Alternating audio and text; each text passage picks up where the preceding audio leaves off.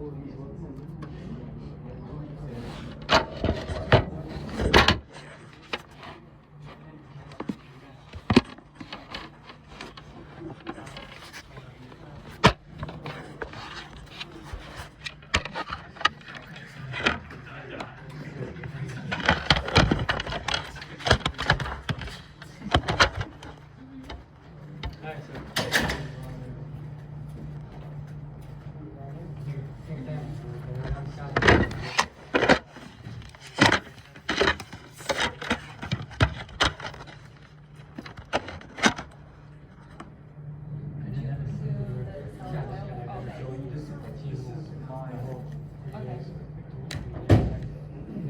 you were able to extend it as a CSV? Yes. Okay. So you got the same answer because I remember it was 008 and 008. Right, so the numbers for the first scenario that you standard, everything after that, since it's red zone, is different as long as it follows the red. Okay. Like, these numbers go That's down. awesome. Yeah. Good job. That's awesome. It's a lot of like. House.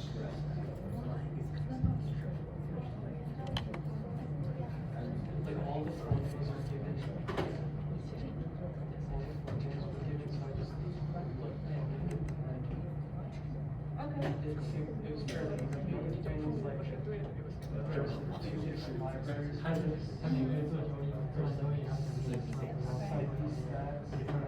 So I'm returning what we had here. Okay. They actually do output two different things, but I don't know like what the difference is, so I have to figure that out. Besides that, everything's That's awesome. Thank you. oh yeah. And then,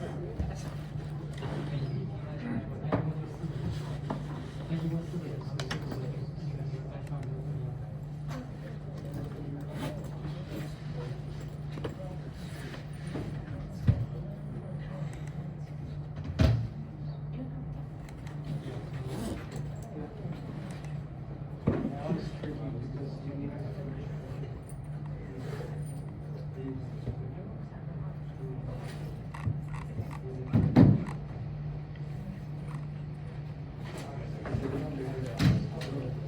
yeah, but I was like, I was traveling first with China, and then over 3 days, 4 days travel. I didn't use like, by the way.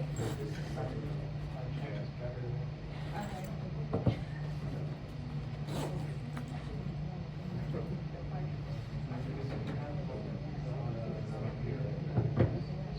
Okay. Okay. Not good. Yeah. Where, yeah, they're on the desktop. Oh, it's just on the desktop. They're just on the desktop.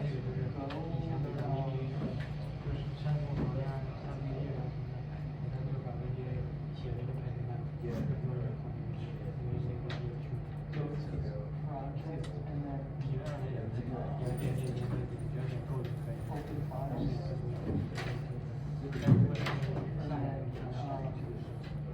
right click. On your files or?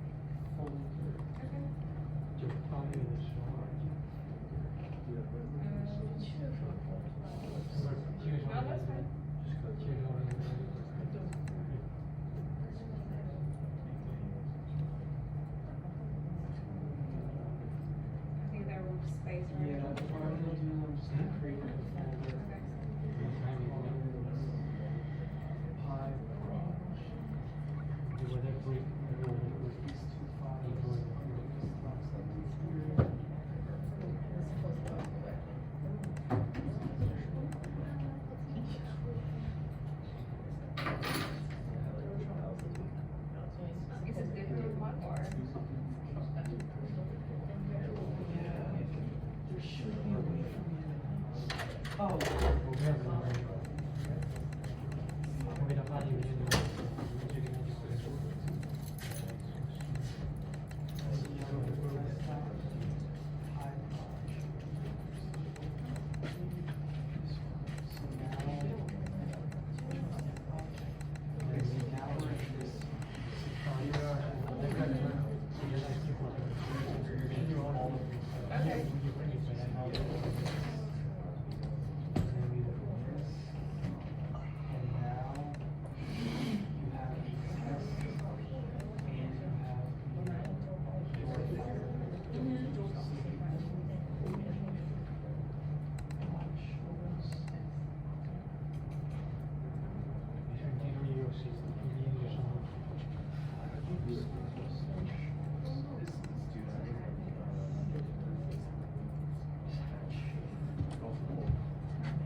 So now if we test it, it should be decided to pass. It should be rolled. Outcome program.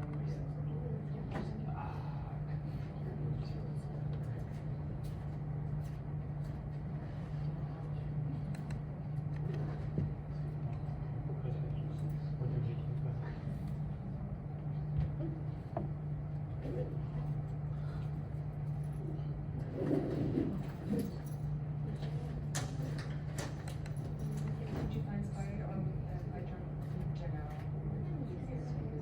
I know from this their typo, okay, I understand that Python is. Well, once you can force like this magic,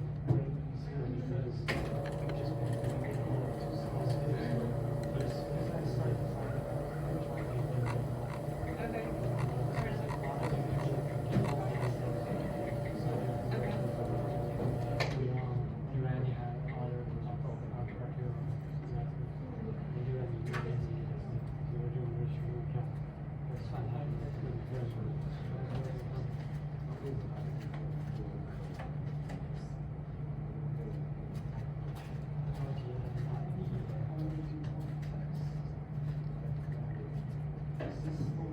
Yeah, that's exactly the same thing. Oh, that's right, because we need to, Install the packages. install the packages, yes.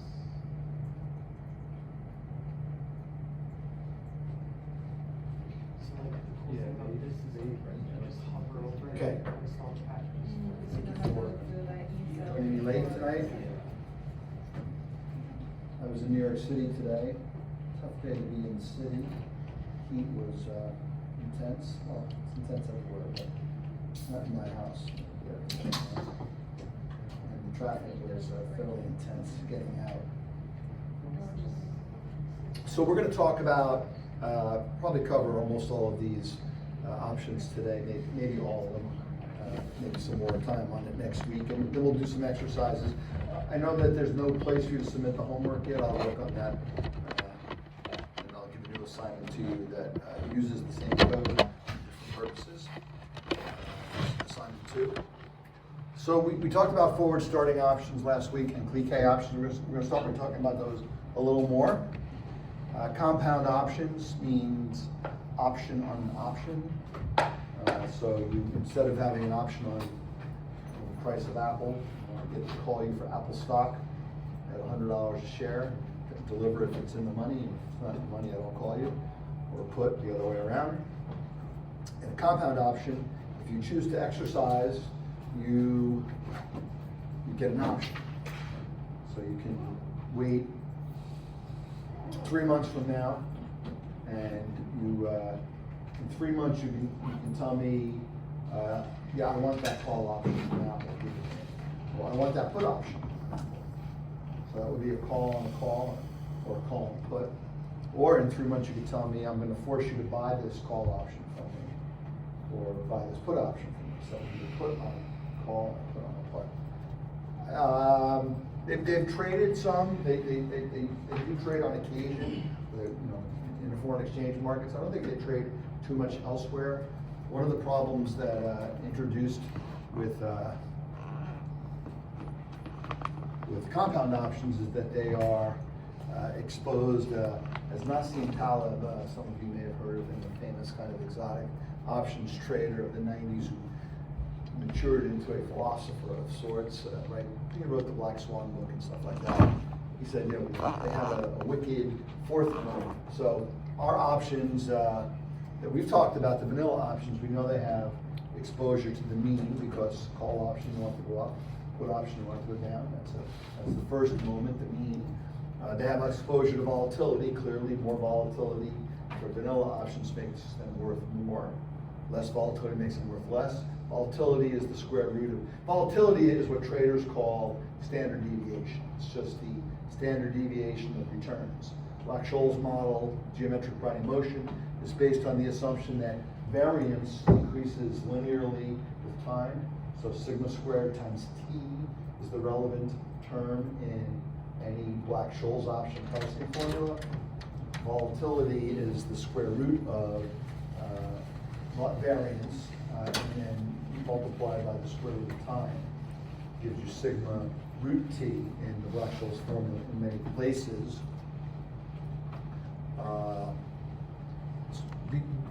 Because the t is there, sigma squared is typically, or sigma, let's say, is quoted in annualized units, like how much volatility or variance I expect over the course of a year.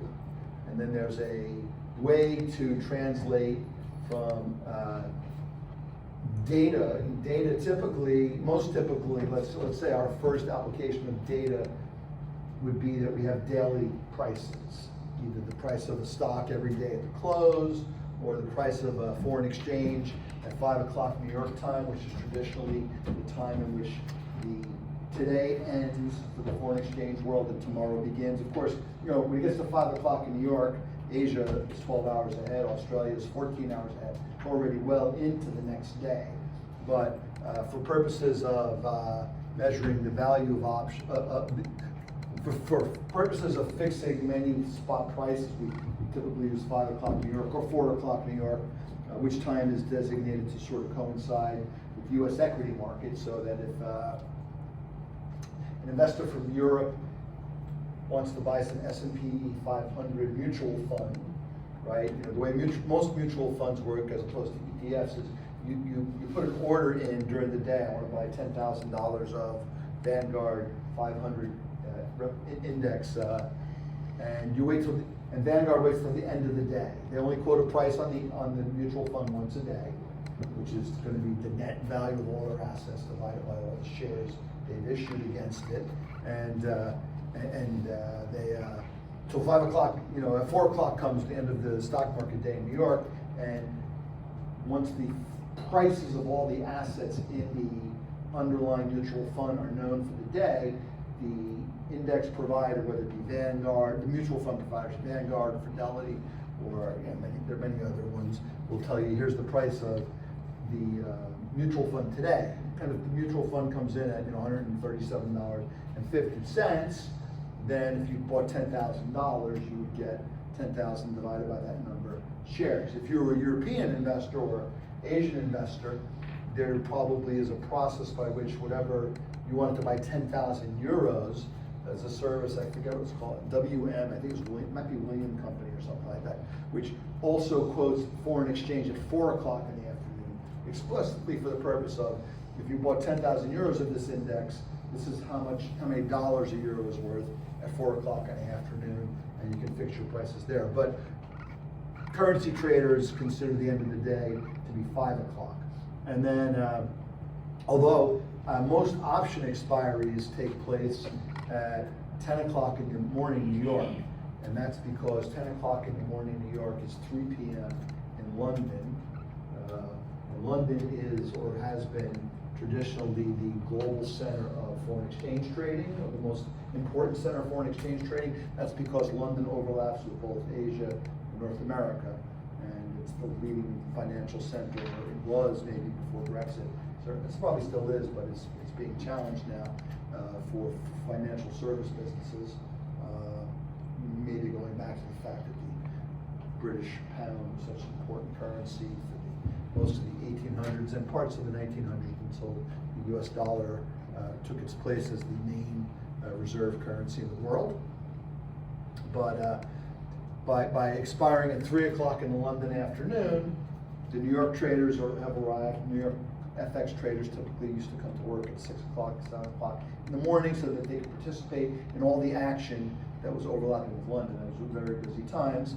The Asian as a time zone, it's typically geared towards Tokyo hours. So maybe starts trading around 8 a.m. Tokyo time, because Tokyo was the financial center of a lot of activity going back to, post 1972, let's say, Bretton Woods Agreement. I forget what Bretton Woods was like 1948, I suppose. But the Japanese economy was closely linked to the U.S. and European economies by the G7 essentially, prior to China's economic emergence as an economic powerhouse in the 90s and the 2000s. So Tokyo is still critical there, but very sleepy portion of the day. First of all, everybody's been trading all day up until 5 o'clock in New York, so it's kind of burned out. The morning comes in. There'd be some trading in Japan during that period, but the Japanese morning, or typically the Asian morning, would typically be pretty quiet. And then after lunch, there would be Tokyo lunch. There's always Tokyo lunch. And then after Tokyo lunch is over, people come back, and they're getting closer to overlapping with London. Activity starts to pick up, and then when London comes in, things really pick up. So that's kind of the cycle in FX. In other markets, the biggest energy trading markets in the world are the U.S. natural gas market, the Brent oil futures, and the WTI oil futures. WTI is oil for delivery at Cushing, Oklahoma. It stands for West Texas Intermediate. Oil is not fungible. All oils are not the same, right? Every oil has a different amount of sulfur. I mean, every single location on earth where they pull oil out of the ground, the composition is different. The oil that comes out of Saudi Arabia, for example, is a little high in sulfur, and that's undesirable because sulfur is a pollutant. But it's still very usable, but it just requires additional processing. So Saudi oil will typically trade under the price of Brent oil and WTI oil, which U.S. and British Isles crude and Norwegian crude would be considered sweet oils, meaning they've got less sulfur. The sweetest oil of all is, I think, Nigerian. I forget the name of the oil in Nigeria is also relatively low in sulfur, and oils that are low in sulfur trade for a premium because you don't have to remove the sulfur, basically. So those things, so the large trading in commodity futures in the United States is on the Chicago Mercantile Exchange, which is based in Chicago. Their typical trading day starts 7:30 Chicago time, 8:30 New York, and they will settle the futures contracts at 2:30 in the afternoon. That's New York time. And as you probably have learned about futures, are you familiar with why futures are an important market, or how futures exchanges function? Yes or no? You talked about this in other classes? The role of futures versus bilateral trading, let's say, over-the-counter trading. I'll give you just a quick story here. What a futures exchange is, you have this organization in the middle. It's called the Chicago Mercantile Exchange, or it could be the Intercontinental Exchange based out of London, the London Stock Exchange Group, I think owns that one. Yeah, stock exchanges, of course, too, but let's stay with commodity futures. Futures trading, which in the U.S. is largely based on the CME. And the deal is that banks like Morgan Stanley, SocGen, et cetera, they buy seats on the exchange. And buying a seat on the exchange means you have the right to actually enter into trades on the exchange. Anybody else who wants to trade, if I want to trade oil futures, I might open an account with Interactive Brokers. They may or may not, and they'll let me trade futures, but they may or may not have a seat on the exchange. If they don't have a seat on the exchange, they will have a relationship with a clearing broker, Morgan Stanley, let's say, and that's how those trades take place. And what happens is, when I come to my broker, Interactive Brokers, and I buy one oil contract, and someone else comes through who knows what brokerage they're using, but maybe they're using Morgan Stanley Direct, and they say, I want to buy a futures contract. And what happens is, Morgan Stanley gets a short contract, Interactive Brokers gets a long contract, which I then own, and then you then own the position in the contract. And Morgan Stanley and Interactive Brokers will manage the credit exposure to be subject to very strict rules that the exchange sets. There might be a little bit of flexibility. Interactive Brokers might be able to give me a little more leverage than Morgan Stanley might give you. I'm not even sure about that, but the rules are very restricted. And the idea is that this reduces this central clearinghouse that's in the middle, mitigates credit risk. So if each one of us took on a trade in the currency market, we could do it in two different ways. There's 20 of us in this room, so 21, let's just say 20. We could pair off into 10 pairs of two and trade with each other. Or maybe I could be in the middle and I could trade with 5 of you, and somebody else could be in the middle, trades with 3, and so on. But we'd all, and then I might trade with 5 of you, and he might trade with 3 of you, and then I might do 2 trades with him. And we have all this bilateral credit risk, which I got to worry about you, and he's got to worry about you too, right? But what happens instead is everybody trades with the center, and all of the risk is socialized at the center. And socialized in this case literally means that in the event that there's a credit event, then all of the clearing members who have seats on the exchange will support the loss financially. So if one of the biggest brokers in the exchange for some reason goes bankrupt and is unable to meet their obligations to the exchange in terms of cash, that loss will be split amongst all the users. But so you have this thing where there's a very centralized rule that governs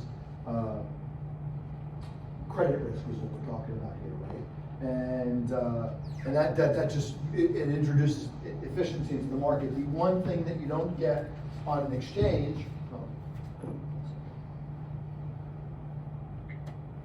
the one thing you don't get on an exchange that you do get when you call Morgan Stanley Direct and say, hey, I want to buy an option on oil, let's say, is that your bank counterparty can offer you a bespoke contract. You can tell them what strike price you want, the terms of the contract, the date it expires, and so on. You could potentially agree to that with them.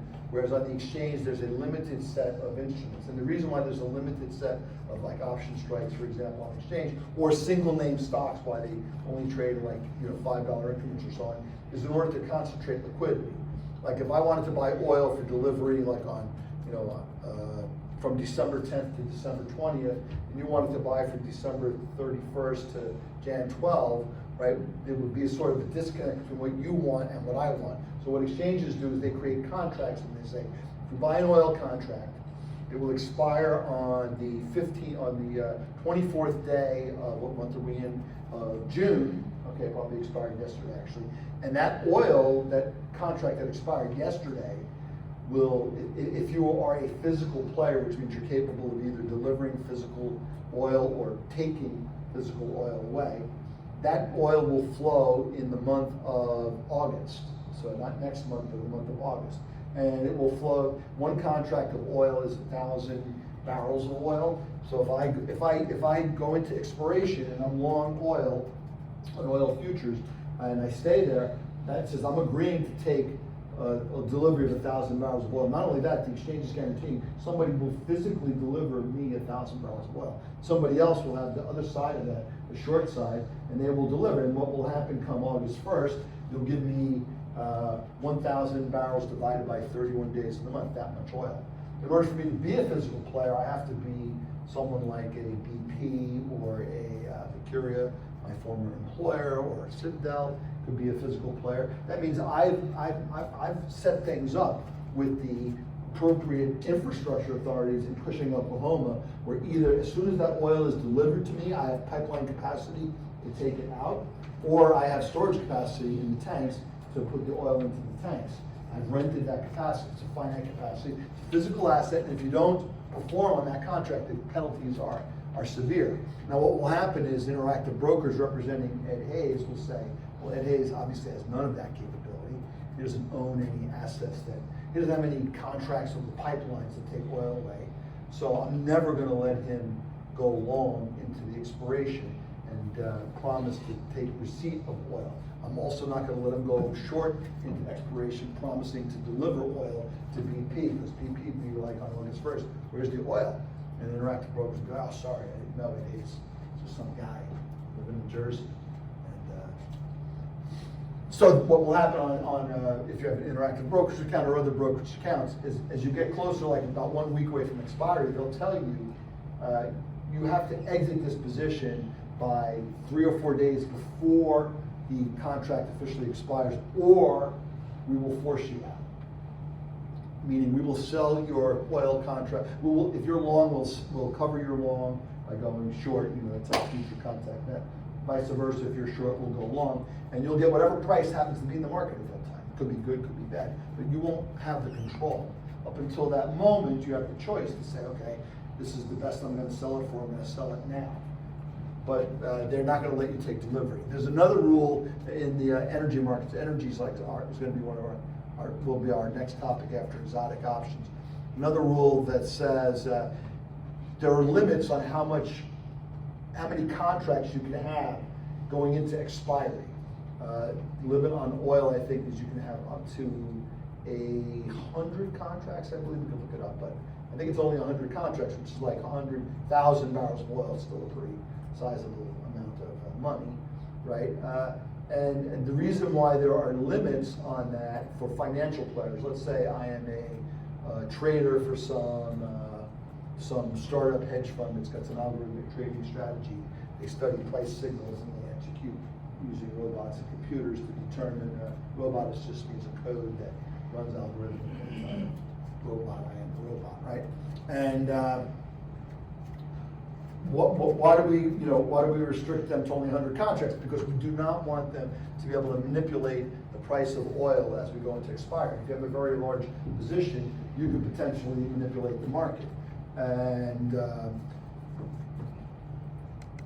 why don't we allow people to manipulate physical commodity markets? Well, the answer is because there are lots of real human beings whose businesses depend on contracts that may be tied to the settlement price. Like you might be running let's use natural gas as an example. You might be running a supermarket in West Texas, and you agree with BP that you're going to need gas to run a power plant they have on your property to provide electricity for the month. And we don't want you to be screwed by someone saying, I'm just going to make the price of gas get really expensive right before expiry because I'm just going to sell, I'm going to buy futures contracts, keep buying, and because supply and demand have been entered this equilibrium, the price starts moving up in elasticity, right, of demand for commodities typically. And then, once the bell rings on the last trading day for gas in the month of June, right, then they get out of the way and the price collapses. But now it's too late for you because your price was tied to the futures price on the exchange. So in order to prevent people from manipulating prices, you're limited to how much risk you can take. And the only exception being if you're a physical player being in the gas markets, could be anybody, it could be BP, Shell, it could be any PSE&G, Connecticut Power and Light, anybody who has real physical exposure to the price of natural gas is allowed to have more contracts, but they have to keep track. And if you screw up, the Commodity Futures Trading Commission, the CFTC in the United States, will investigate and find out that you've been trying to do market manipulation, and you could be heavily fined. Total, the French energy giant with the AAA rating, one of the few AAA rating companies in the world, was fined like $1 billion back on probably 2014, 2017. I guess the event probably took place in 2014, and they were ultimately fined around 2017 because it was found that they were manipulating prices of physical natural gas settlements because they had a position that they wanted to make money on. And they were discovered and they were forced to pay $1 billion fine. A person I know at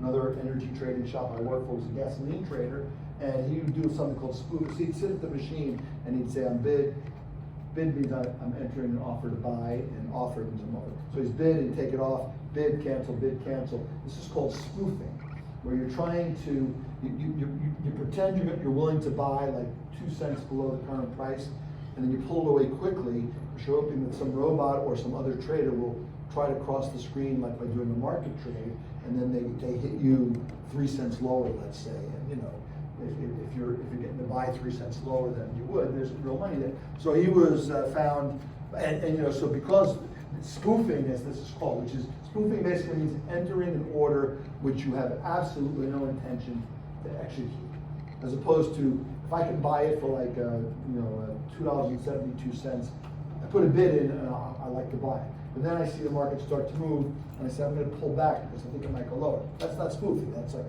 I'm trading. I can do that. But if I'm just putting fake bids in, as a way to lure in robots or other traders, that's spoofing. And this guy was banned from being in the industry. He also paid a large fine, hundreds of thousands of dollars maybe. Okay, so that's my little sideway on exchanges. So compound options, we'll see them quickly. Barrier and binary options are really the most interesting part of this slide until we get down to options to exchange one asset for another. Okay, so let's talk about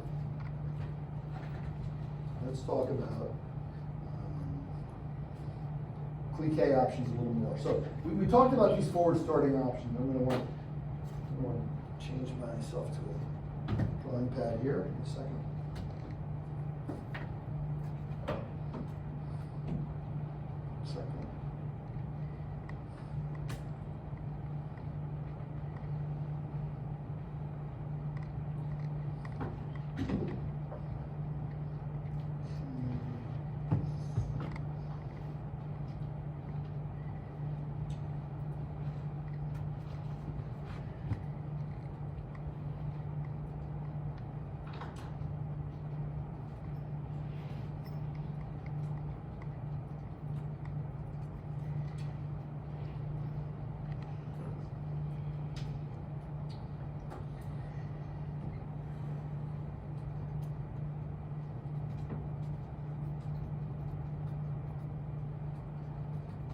So I just want to think, just before we I'm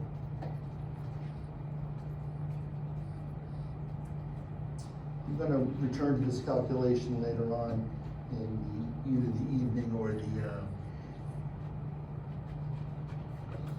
or the semester. So I just want to remind. So-called term structure of implied volatility. So term structure, whenever it pops up in financial services, most commonly in interest rates, but also in volatility, means the fact that for trades that settle at different points of time in the future, there are different rates that apply to it. So for interest rates, the term structure is I can borrow for 2 years at like 3.5, 3.7%. I can borrow for 10 years at 4.2%. I think today I can borrow for 30 years, 4.5%. That's the term structure. It just refers to, term just means the amount of time to the maturity of some contract. The term structure of rates is how interest rates change depending on how long you want to borrow or loan money for. Term structure implied volatility says that the market will use different values of sigma for different amounts of time. The 3-month option will trade at a different price than the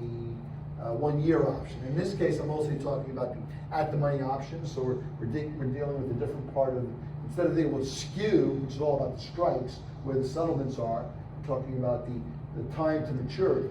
And we drew this picture here. We said, look, let's suppose 1-year options are trading at 17%. That means if you're buying out the money option for 1 year, which I guess I should put a little color on this.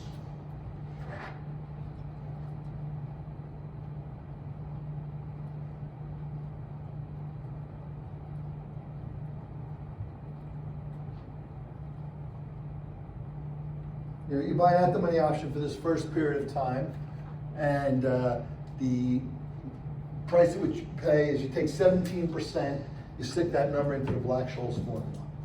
That's the implied volatility at which you traded the option.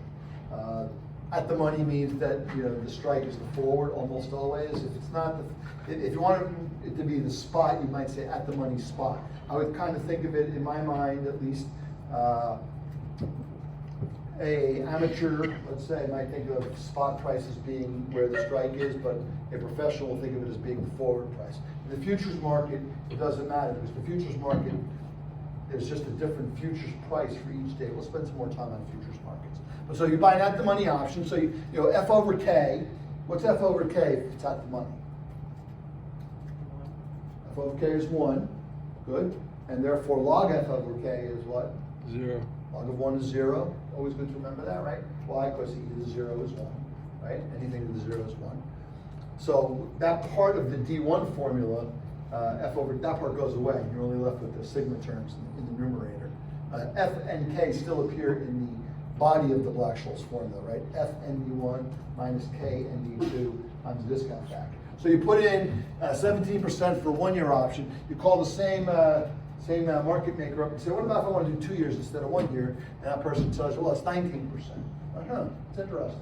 What does that tell me? It says, well, the market maker is saying that I think the fair price, the amount of craziness, volatility in the market for year 1 is 17% annualized. Roughly speaking, this means if the forward's down at 100, 1 sigma is roughly 83 to 117, let's say. You know, and 2 sigma is double that. It's logarithmic, so it's not exactly 17, but it's a good way to think of it. But for the 2 year, the person thinks there's a lot more uncertainty. By the way, the reason why it's not exactly 17 on each side is because 3 sigmas, you know, if 3 sigma, it still wouldn't get you that low, 3 times 17, but if the vol could be 50. You know, like if it's natural gas, 50 is not an uncommon vol. 3 times 50 would be 150%. And the log normal, of course, is capped weight, you know, could never go negative, right? So 150% wouldn't really make sense. And that's mostly because when the stock price gets really low, the volatility even is hitting a very small number. So it's so small that it can't push it past 0. It's kind of an anomaly of the market. It's like e to the minus infinity, right? You take e to a very small number, you still don't get 0, right? E to the minus 1 million, you know, it's really close to 0, but it's not 0. You never get there, right? And similarly, the log normal. And it's no coincidence that e and the log normal are in the same sense, because that's what log means, right?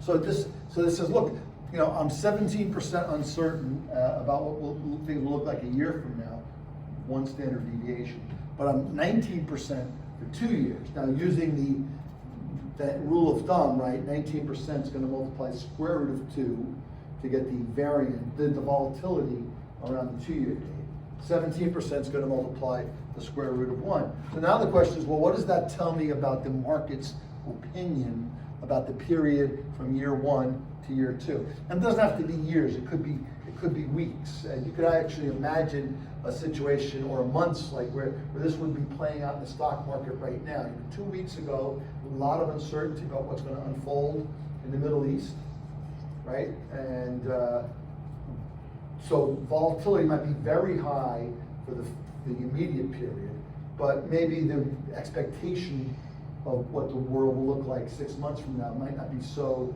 diffuse, i.e. thinking something will happen and then it will more or less work itself out. So different periods of time, or you know, right now the world might say, I'm expecting a lot of calm for the next period of time. Why? Because yeah, the economy is going pretty good, and inflation's not that high, and the equity market's just kind of grinding slower.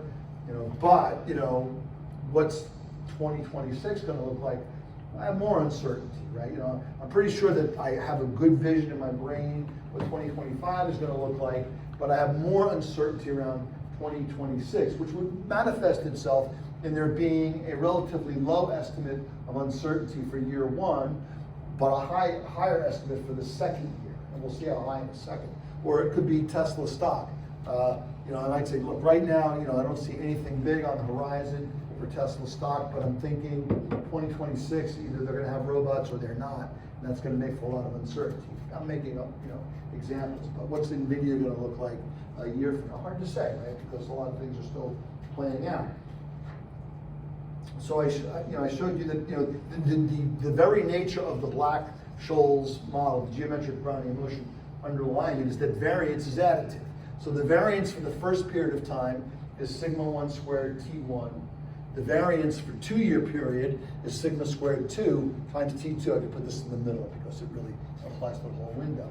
And then the variance for the forward period, the forward starting 1 year to 2 year, is going to be whatever that sigma 1, 2 is, to be determined, times the amount of time between T2 and T1.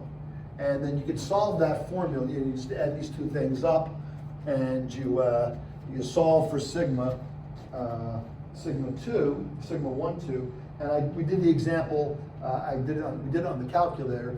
We said that the result was that sigma 1 equals 17%, sigma 2 equal, I should really emphasize it's 1 year, sigma 2 year is 19%.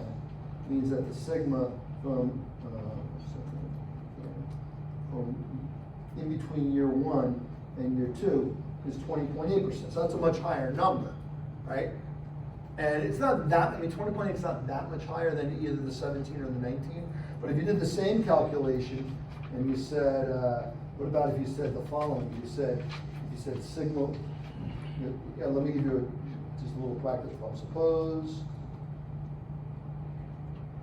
sigma, let me think here. So suppose sigma 3 months equals 12%, and sigma 6 months equals, let's just say, 16%.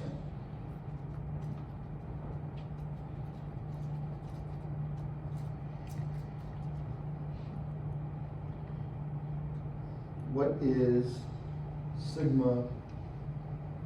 I'm going to abbreviate the month part. We've got between 3 months and 6 months, right? So given my recommendations for you, you should open up Excel if you have it. And you can do it on, you can actually ask GPT at this point. But I'll tell you what you can't do with GPT. I'm going to set mine up right away, and then once I have it set up, I'll switch over to the other computer. It says 20. How much is it? 20? If it was interest rates, it would be 20. But for volatility, it will not be. And we'll mention interest Oh, rates okay, too. in 1 second because of the square root thing here, right? That's kind of the interesting part, right? So I'm going to have your sigma 1 and sigma 2, and then I'm going to need, I guess I'm going to need T1, T2. I'm going to need T2 minus T1. And I'm going to compute sigma 1, 2. So let's just set it up. Once I have this set up in my spreadsheet, I will share it in my spreadsheet to 5%.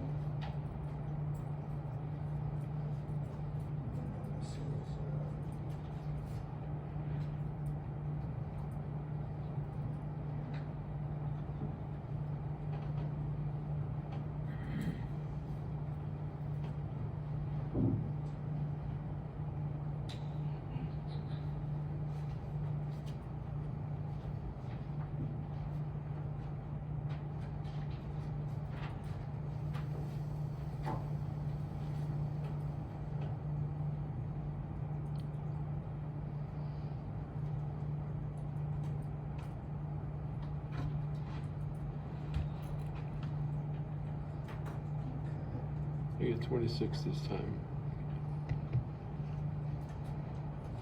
So I set up a spreadsheet here. As I mentioned, it's a rare moment when I'll actually use a calculator to do anything for myself, because invariably the case that if I ask myself the question once, I'm probably going to ask myself, well, what happens if? And what happens if doesn't really work with a calculator, but works great with a spreadsheet. So I recorded sigma 1 is 12%, sigma 2 is 16%. Here's the other thing, right? If I make a mistake, Siri's waiting for me to say something interesting. I got nothing, Siri. Okay. 16%, okay? Probably, given the nature of option volatility, probably makes sense for me to have 2 decimal places here, but I don't need them. Okay, so now I need that formula, right? So the formula, and what I also like to do, not always the best thing, but I'm gonna do it anyway. I often do this, so if you do Control F3 with the, maybe it's Control Shift F3. Yeah, Control Shift F3. I'm a big fan of Excel hotkeys. A skill which may be less valuable in the future, but I think it's probably still pretty valuable. Control Shift F3 brings up the create names from. Oh goodness, where that box is supposed to say.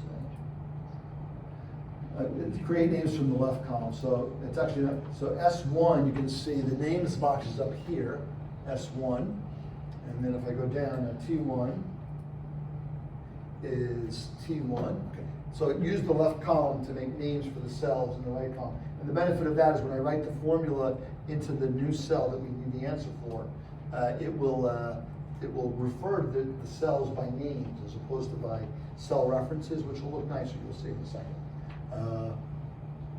I could actually, maybe I could. The only thing about if you use S1, S1 of course already has a purpose in Excel. It's column S, row 1. So it put the little, you can see for T1, it put a little underscore there, right? T1 underbar, that's just letting you know I'm already using T1. I could actually maybe make this a little nicer. I think, well, you know, good things to know, like how do I get rid of the name? I'll go to the name manager, and I'm just going to go delete, yes, delete, yes, no, down arrow, delete, yes, down arrow, now just hit them all.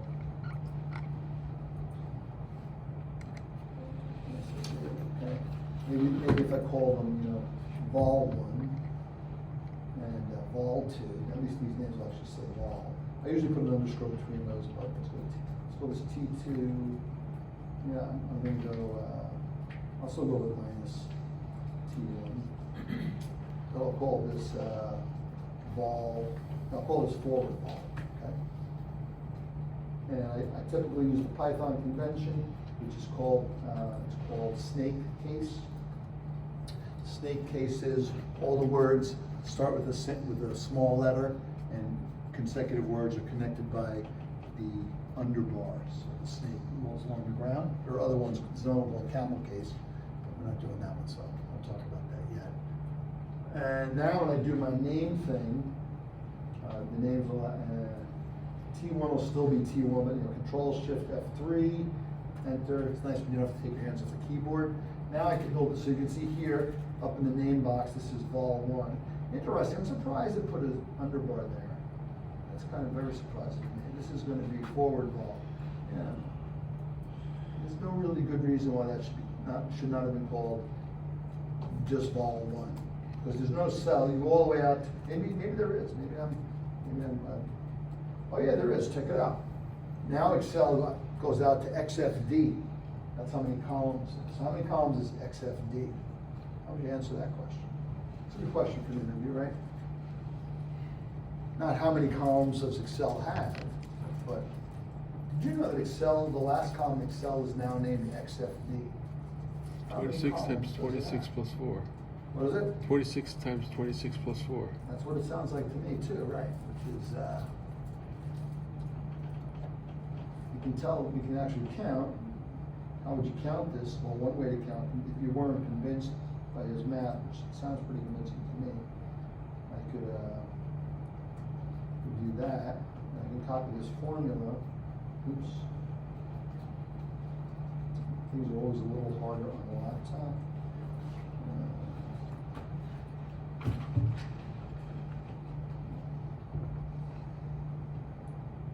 So I don't have the end key. It's going to take a while, this makes it. I'll never get there, right? That's it. Good.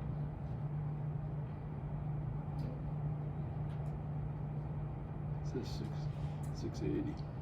What did you say, 26 times 26 plus 4? 26 times 26 plus 4.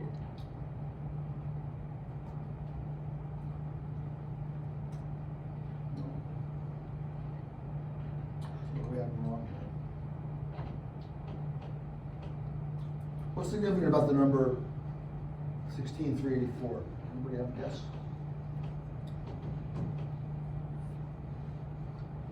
You can do this with that number. It's equals log. Now I'm going to do log because this is the number, and I'm going to click the base here. So it's 2 to the 14th power. All right. You can ponder how to calculate that in your future. Just going to do a bunch of views. Okay, so what's the forward volatility formula? So, right, might make actually more sense. It will make a little more sense to do the following. I'm going to put one more cell called the total variance. Okay, I might as well name it Control Shift F3. Create names from cells. I think that's what that means. So the forward variance is you take. By the way, T1, you'll notice I converted them into annual. T1 is 3 months. That's a quarter of a year. T2 is 6 months. That's a half a year. Okay. So this gets squared, right? Because vol gets squared. That gives you variance, and variance is the thing that's additive. So you have this much vol there. Okay, actually, that's not quite what I wanted to do here. It's a different problem. We'll come back to that. So let's see, I need to know, what's the formula we have? 1 second. We have the formula in front of you, right? So it's equal to, take the, I guess I should really call this,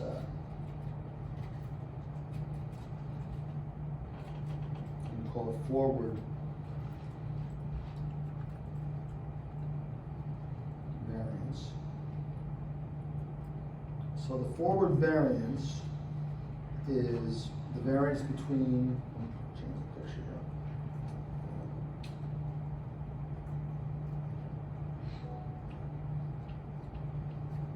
So there's the year 1 variance, sigma 1 squared T1. There's the total variance over 2 years, sigma squared T2. And then the forward variance is the variance in this period. And the formula we set up says I want to take the total variance, which is the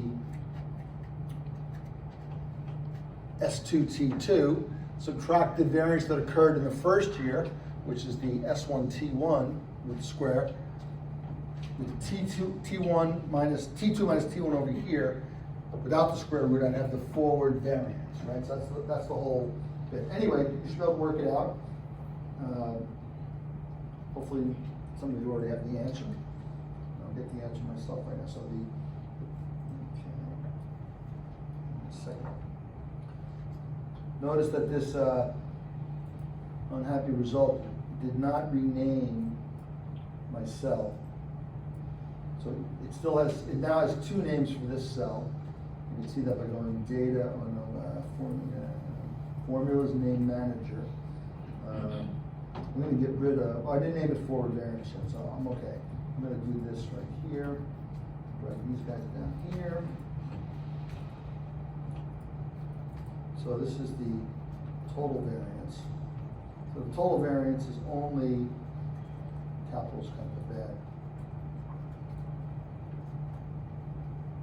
So the total variance is equal to the second vol to the second power times the amount of time that passes. Right. The forward variance is, let's call it, put one more cell in here. We could call this the front variance, let's say. And then that's Control Shift F3, enter. And that's going to be equal to the vol 1 to the second power times that. Right. This comes up to be a small number. We might want to reassure ourselves that it's not a 0. Okay, that's good. Okay. Interesting, perhaps not surprising. I have to fix the 12, this is really going to be 16%. But you'll notice, obviously, variance scales linearly. So T1 was 25, T2 is 50, so this number 72 is double 36, because I kept the 12 constant. When I jumped this to 16, it's the correct number. And again, this is why I'm in Excel. Okay, so the forward variance is the variance over the 2-year period minus the variance over the 1-year period.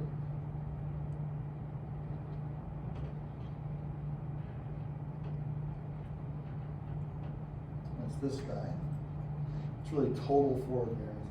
And then the forward vol is equal to that number minus the difference in time. That's really, I need to have a square root here.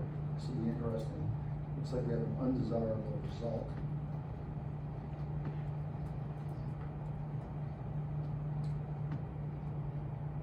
Oh, it's H2 divided by.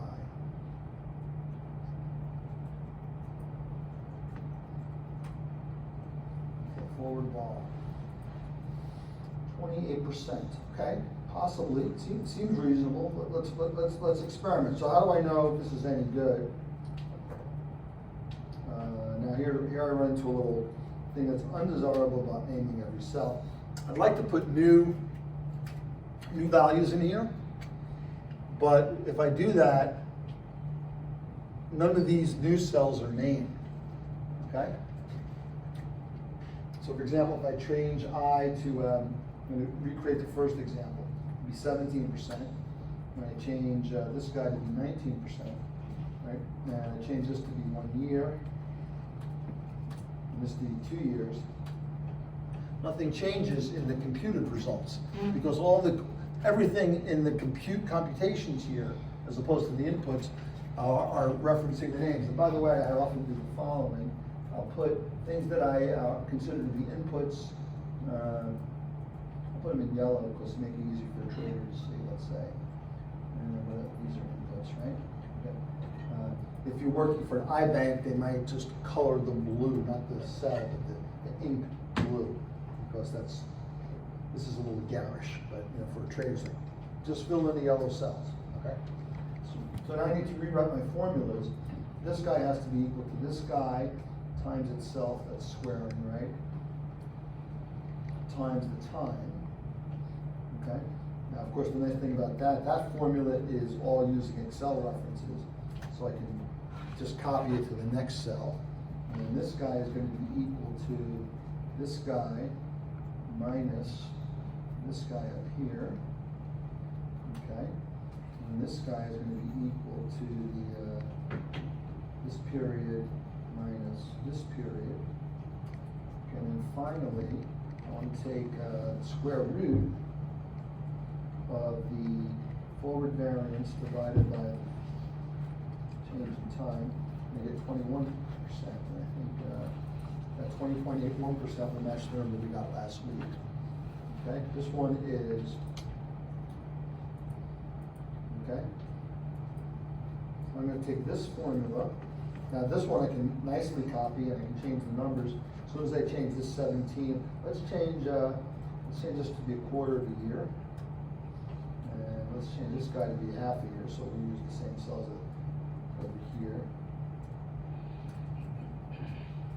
Okay, and now, oh, what happened there? What happened?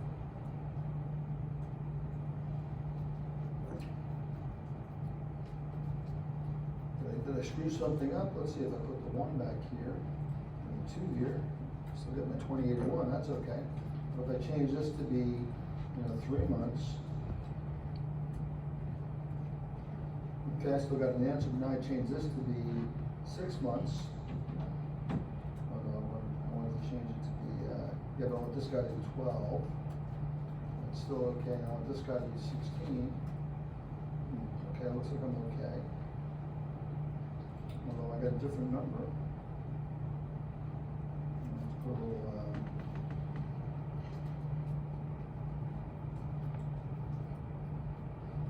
T2 minus T1 here is wrong. T2 minus T1. Okay, so that agrees. What about if I change this number to be 50?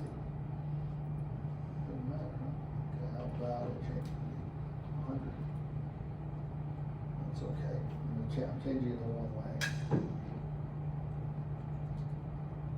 What if I change this guy to be 150, let's say 50? Okay, there we go. That might help. So what happened here? So what's the problem? Why is, what's this output?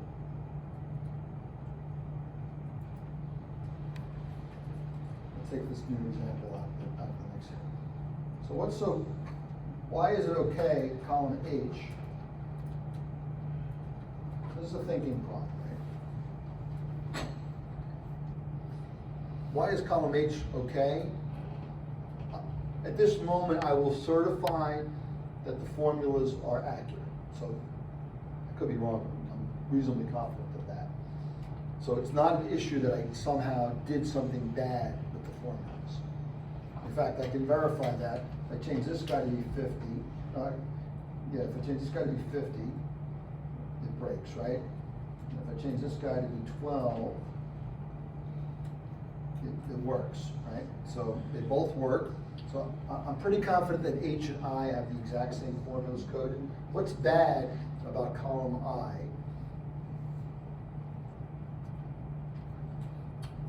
So this raised one question. What causes a pound num error to occur in Excel?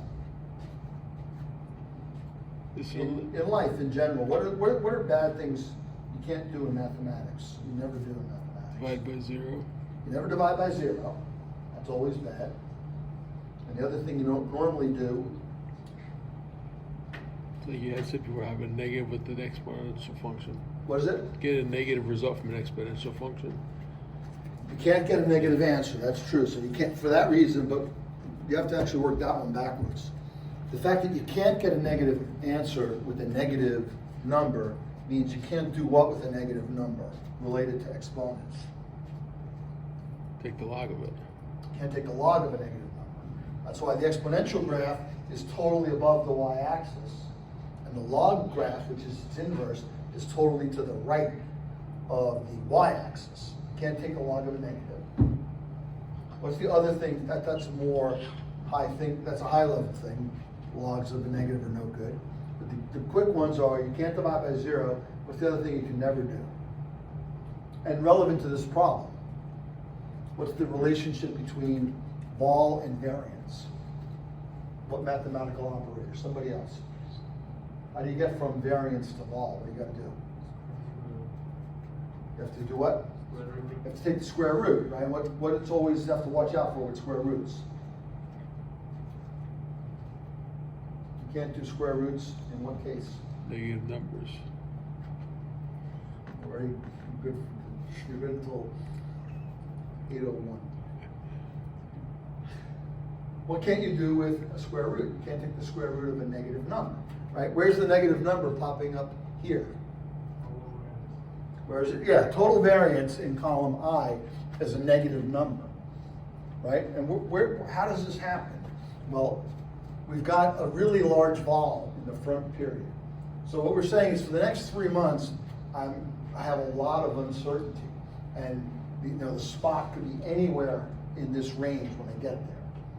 But when I look out to the 6 month period, I have less uncertainty. So we're saying I'm less uncertain about the future 6 months from today than I am 3 months from today. And that's not possible.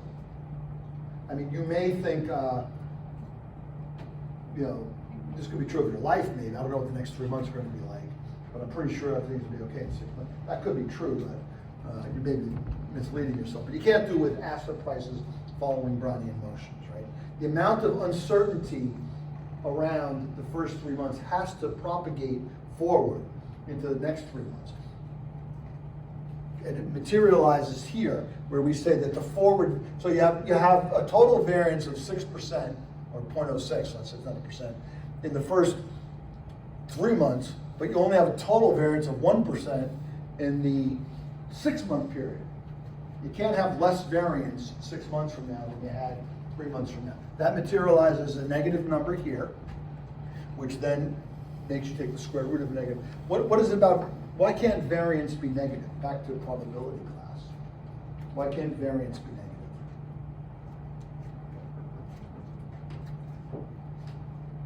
What is variance? Everybody know how to compute variance? If I give you 5 numbers, could you compute the variance? It's an important general skill you know. How do you do that? How do you get Isn't it like, the distance from the average? close? You're on the right track. You gotta be a little more, and give me a little more information. Like, what the average distance is from the midpoint? Well, they already said from the average, so the average from the mid, but there's more that you gotta do. It is an average, so you do divide by n, or maybe n minus 1 if you're being a really good statistician, right? But it's not the distance from the midpoint. Because what happens if you take, if you have 5 numbers, right? Let's just keep it simple, right? We'll keep it simple, but meaning I'll do this. Right? So the mean is pretty obvious, right? What's the mean? It's 3, right? And this thing is 1 below the mean, this is 2 below. This is 1 above, this other one's 2 above. If you took the average of those distances, what would you get? No. Let's do it. So we know that 3 is the mean, right? So all I'm going to do equals take the 1 minus the 3. I'm going to anchor that. Okay. So these are the numbers, right? Okay. If I take the average of all those numbers, what's going to happen? Yeah. We get 0. Why is that? Because that's kind of what it means to be the average, right? Is the total amount above the average minus and the total amount below the average are equal, right? So there are 2 different ways to deal with this reality. So there's a dispersion here, right? If I were to double if I were to put a different, if I just put I could do the same thing here. The 3, 5, 7, 9. And I'd still have the mean sitting right in the middle. The total distance would still be 0, it's always going to be 0, but this is more dispersed than the first set of numbers, right? Because they're so there's 2 different ways to deal with the fact that you want more information than just 0. What are the 2 different ways? What might be the first thing you might think of? Square the difference. What's that? Square the differences. Yeah, before you got to that, but you might think of something even simpler.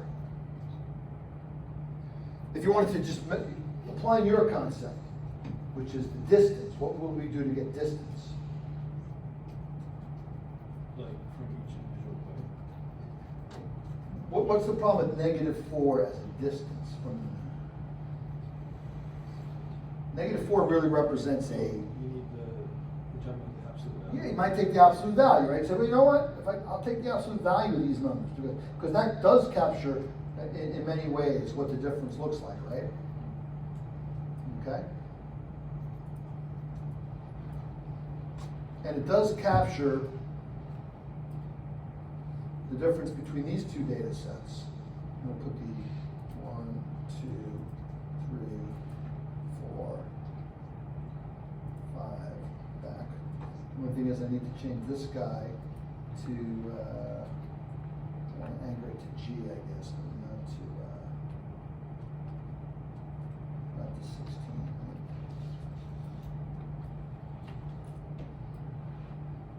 Because you understand how the anchors work in Excel, right? Sometimes you want the row, sometimes you want the column, sometimes you want both, got it? And a lot of times it's, hit F4, it changes it, right?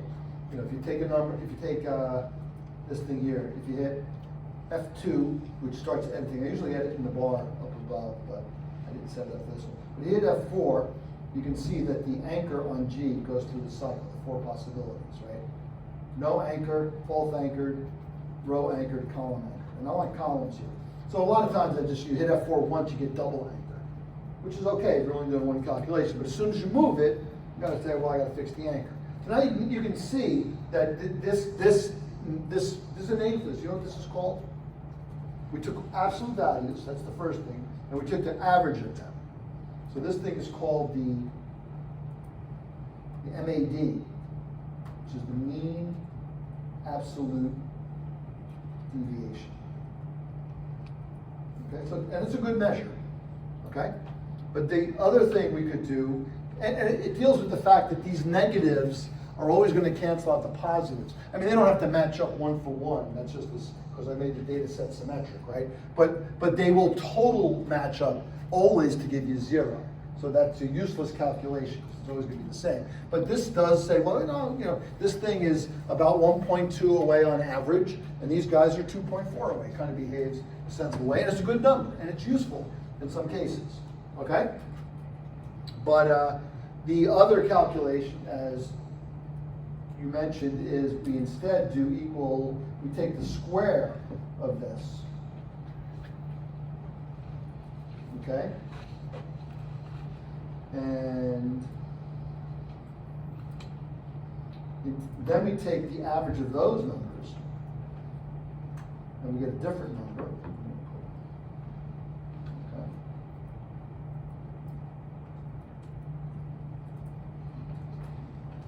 This is kind of interesting. This is kind of an interesting question too. And these are the type of things I want you to begin to think about, right, as you prepare to go out into the world there of employment, right? In some ways, the mean absolute deviation, I like it, because I made the gaps twice as big, and the MAD was twice as big. It's kind of nice, right? The MAD of 1.2 jumped to 2.4 here, right?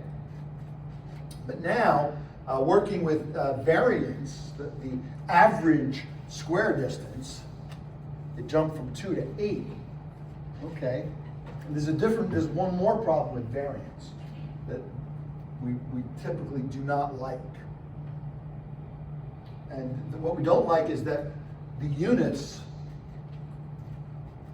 in the variance are different. But these could be dollars, right? Suppose our units are, dollars. Could be ounces, could be anything. These are dollars, but these are dollars times dollars. So they're dollars squared, which is a unit that we don't like, in the same way that we like dollars. We're talking about how many dollars this thing was, and all of a sudden our variance is dollars times dollars. So if you've taken physics, you multiply the units, you get dollars squared. So you can rectify that. This is in dollars squared, but the MAD is in dollars, which is kind of nicer. But we can rectify that by taking the standard deviation, right? We take so we take the square root of this, right? That's kind of interesting. And this is interesting. In this one specific case, the standard deviation also doubled. I think that's probably an artifact of the symmetry in both cases. In fact, I'm almost positive of that. If I were to make this guy another 1, and make this guy, let's make this guy also 1. Now, they're still double. It's kind of interesting. I don't think that should always be the case, but maybe I'm missing a little algebra trick. But why is the standard deviation bigger than the MAD in both cases? So I'll put the MAD over here. So I'm going to compare this guy. Let's change the color. I'm going to use green for. I'm going to use. I'm going to use.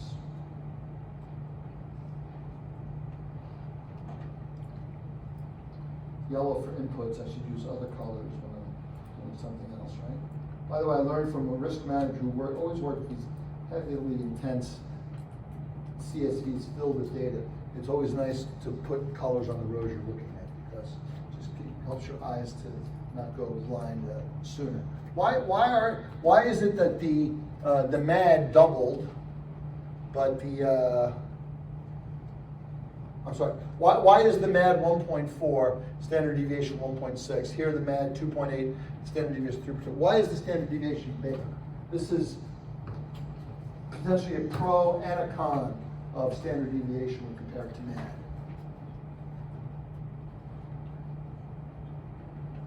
And I'll give you a hint, it's the squaring that causes this to happen. No surprise, that's what we did differently, right? And the answer is that standard deviation will give more weight to outliers. Outliers are things that are far away from the mean. If you have something that's far away from the mean, the standard deviation will see it more than the MAD will see it. And that's both a pro and a con. If you want to detect outliers, which you might want to detect in risk, I'm worried about outliers. You might like the standard deviation. If you're trying to come up with an estimate of how much money we're going to make on this battery that we're trading for this, around this power plant or this grid in Texas, maybe the mean average deviation is a potentially useful measure. It does have utility. It's not worthless. Probably the main reason that standard deviation gets a lot more play than mean average deviation is that absolute value has what undesirable property as a function? It goes back to calculus. What's the graph of absolute value look like as opposed to the graph of, the graph of absolute value is a V, right? Whereas the graph of a parabola is a nice ball, right? What's the problem with the V in calculus? It's not continuous. Right, well, it is continuous, but it's not, Piecewise continuous. it's actually strictly yeah. continuous, but it's piecewise Discontinuous. differentiable, right? The problem is that the corner doesn't have a derivative, right? And the reason it doesn't have a derivative is because the slope is -1 on the way down and +1 on the way up, and it jumps from -1 to +1. Whereas the parabola, the slope is -1 decreasing to almost 0, and then you get to 0, the slope is 0. The tangent line is horizontal, and it goes up. Okay, let's take a short break, and then we'll talk about options some more in the second half. Try to keep it to 10 minutes tonight. So, well, let's say 8:15 to be sure.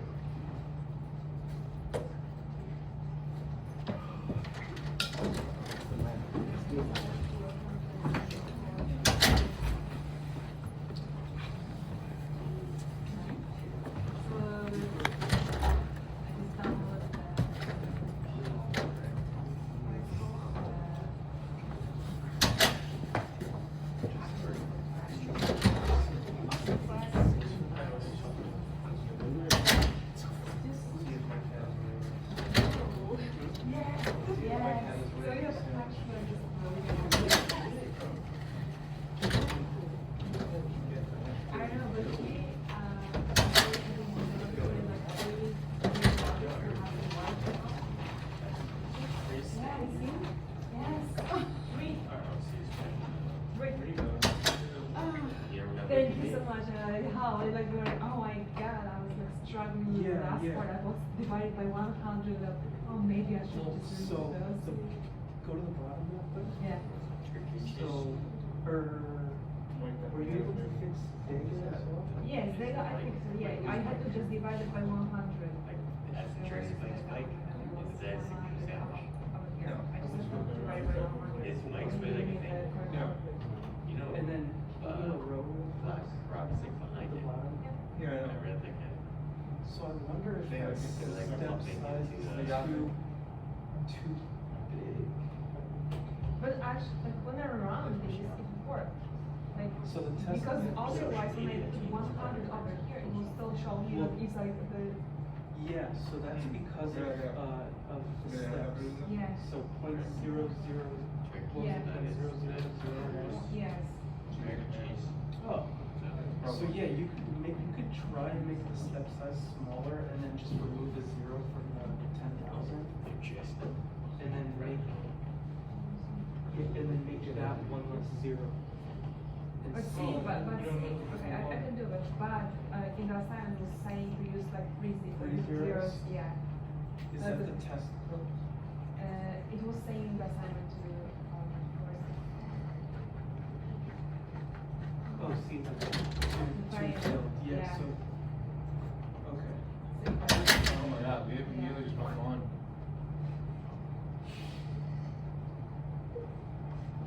So,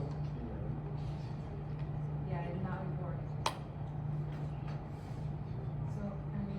so that means that the values that come up for each of the Greeks is exactly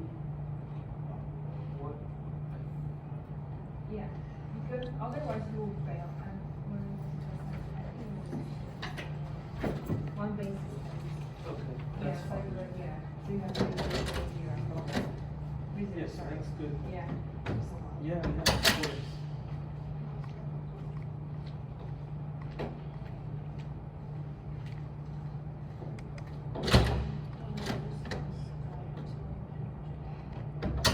I hope so, because, yeah, I hope so.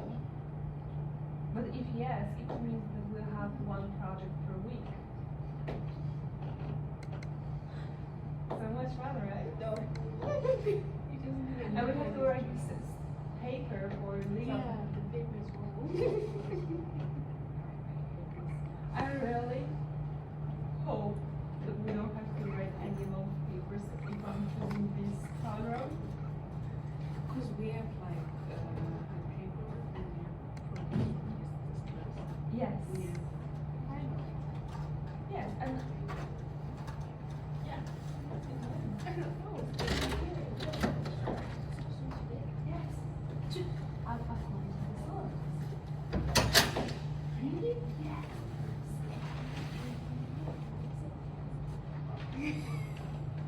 But it's not here. I'm telling you. I will show you right now, of course.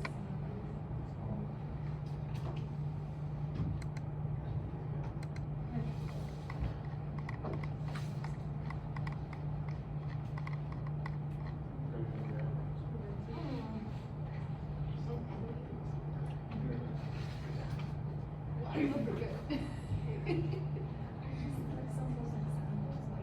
you count chemicals when you go compost?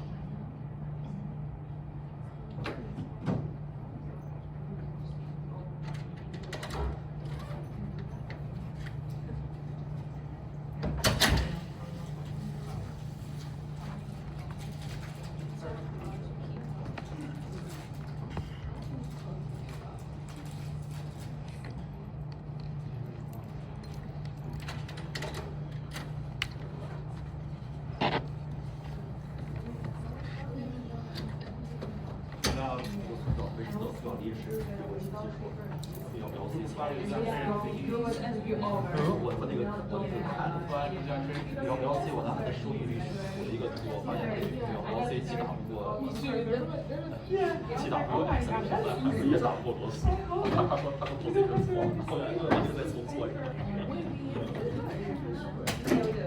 他的意思是那个，他的意思是这样。不是，他的意思是说，因为基本上保存位置里面有个低速，就导致LC 的一个股票是那个威尔士服的那个股票吃少，他吃多了，吃多了，反映的是吃了2几次，或者吃了3几次。我不知道为什么，就是其他都对，但这个亏这一个人错。反正这个我好像当时当时就是理解，然后我也不知道怎么然后全部全。每天我去，他就去，我就去。 Well, you know, the names, 然后就我和那个学姐。 real challenges, some of the names can be very difficult. Mine's easy. Pronounce or remember. 主要是其他的其他的投的或者他都比他的对手要强，就这个他 He's trying to take 5 courses. 他强。 Yeah, yeah, he's 5 or good. 6. He's very good. I'll email him later, see what's going on. He knows this good guy.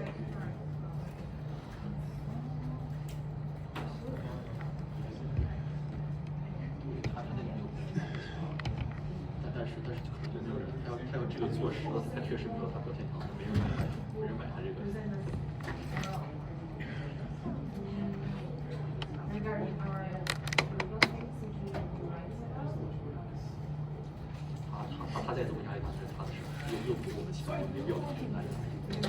say like the way you present your 要用赚10%的钱累的， or like 你不看自己赚多少钱，那都开游艇，你不累，你赔得起这么赚这么多钱吗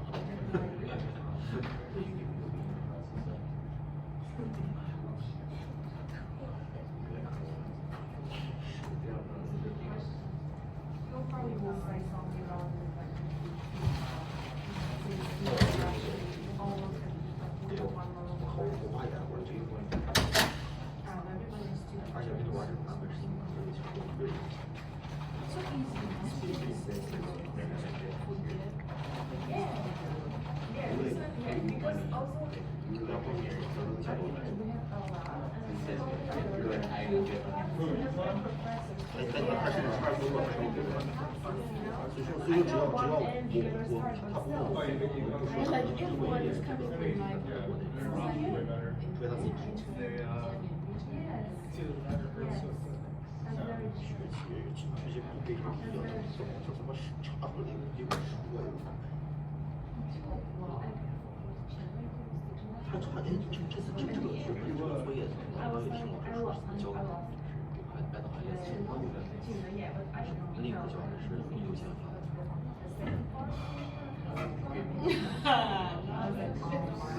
对，现在没地方教。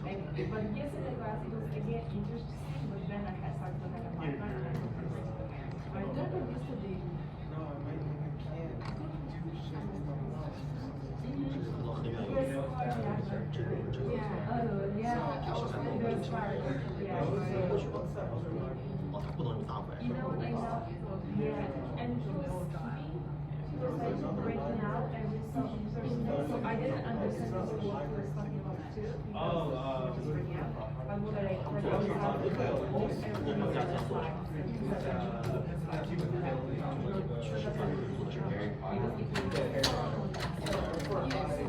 yeah. Because of one was coming up, I couldn't. You're the winner.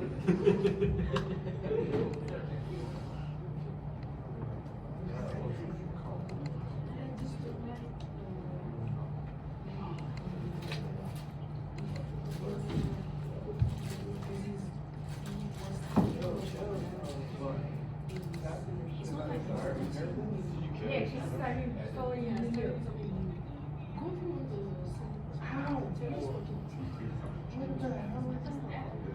and then after that, I think That's Yes. actually exactly that. Yes.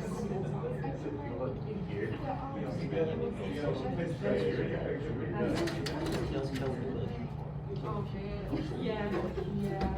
That's very good. I saw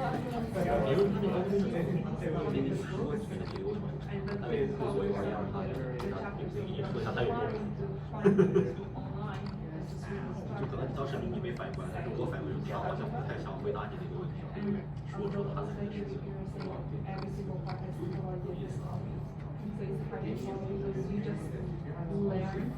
I don't learn because not really because such a short time you're not really able to learn. Just you able to understand so you can sympathize even more. Basically. So it happened to me. I didn't know like the second sorry, I didn't know. Yeah, I was surprised when you saw. Yeah, just like, oh, yeah, it's Excel file. Put that on, I was like, okay. Half an hour I was done. Yeah, so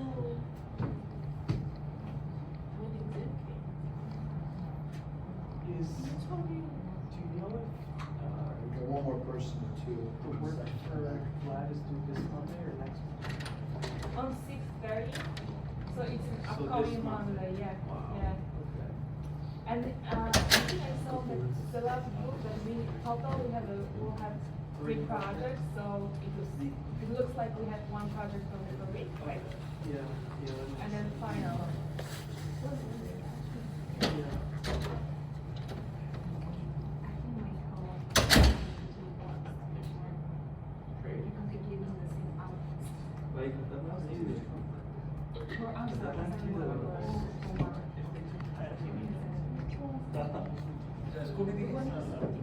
Yeah.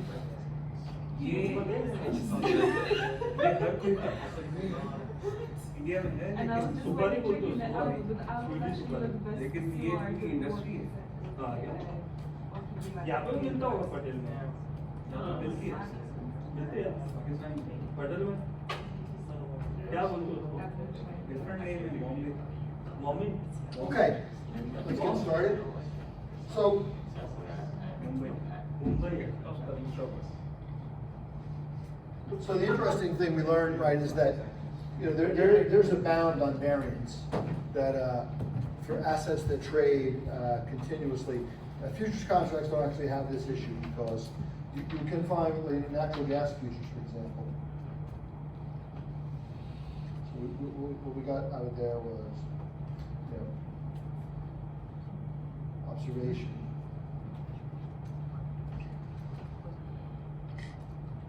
The forward vol, like forward variance.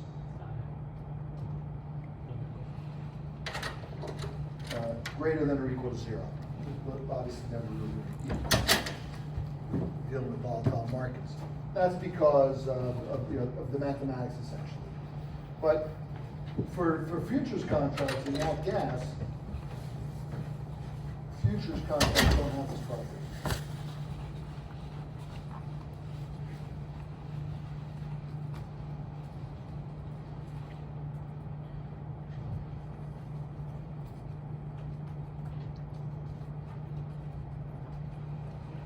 So for example, seen from today,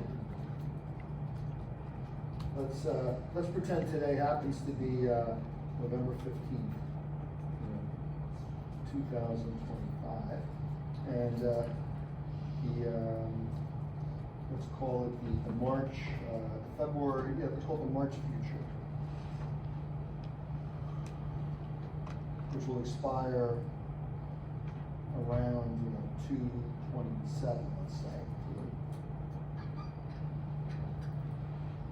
And then we have, again, this is November 15th, this equals T0. Okay? And the April future expires, on 2/27/26, right? And this expires on 3/29/26. Nat gas futures tend to expire like 2 days before the end of the month. It's possible that you could have like,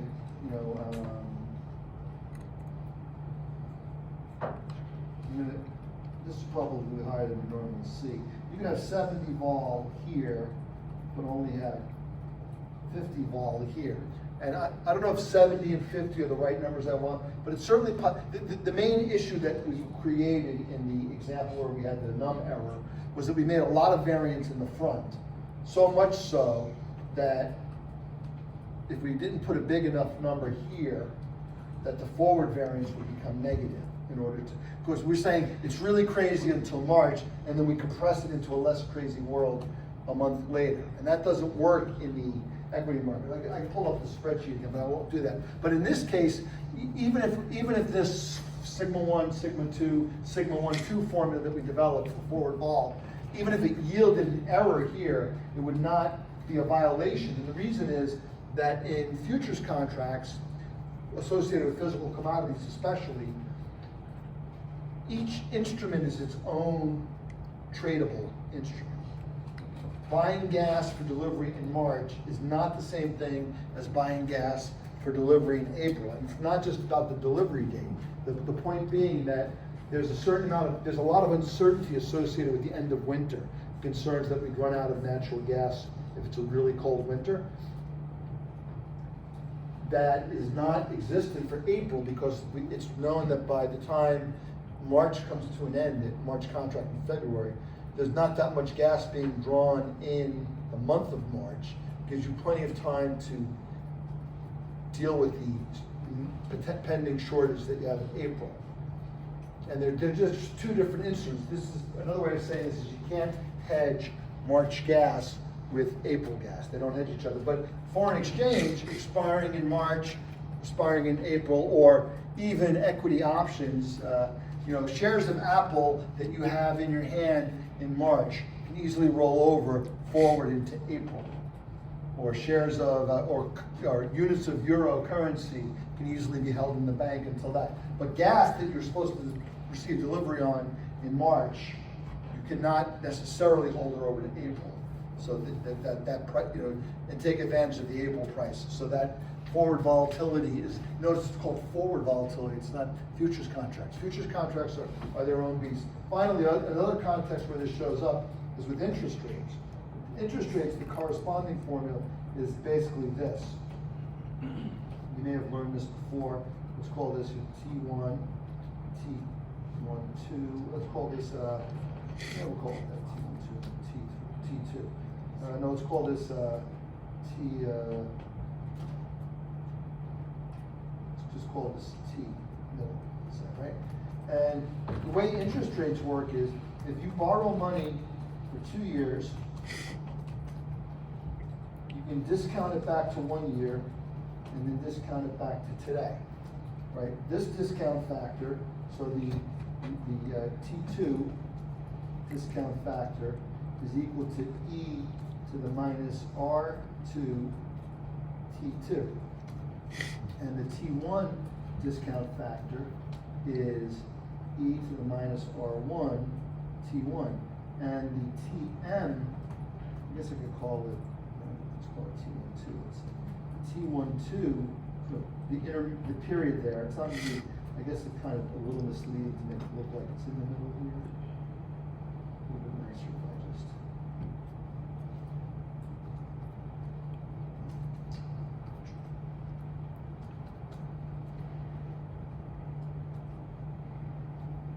A little bit nicer if I put it like some arbitrary spot.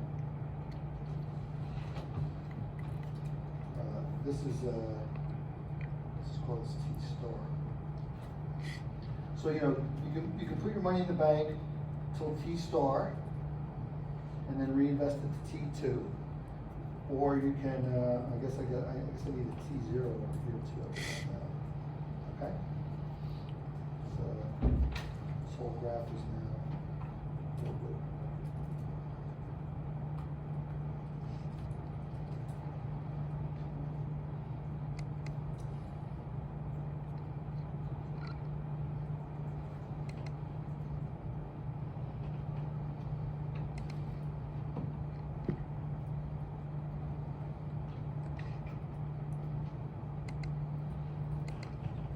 So the forward discount factor will determine a forward interest rate that pays money. So here's the question, right? If you have a market where you can borrow money for, let's just kind of nail things down, for 1 year, let's say, and you can also borrow money for 2 years, is it possible to borrow, can you make an agreement with somebody to say, hey, give me money a year from now, and I'll pay you back in 2 years? And the answer is yes, right? Certainly you could do that. I call the bank up and say, I need to borrow money next summer. I want to keep it for a year.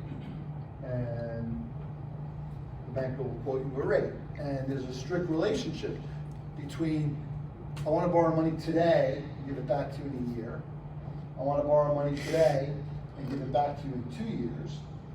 Or I want to do a forward loan, a forward borrow. I want to borrow money a year from now. And the reason why you can do this, if you think about it,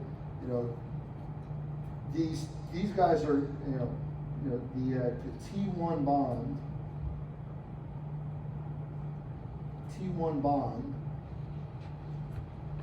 borrow today, pay on date T1. T2 bond, you borrow today, you pay on date T2. The forward loan,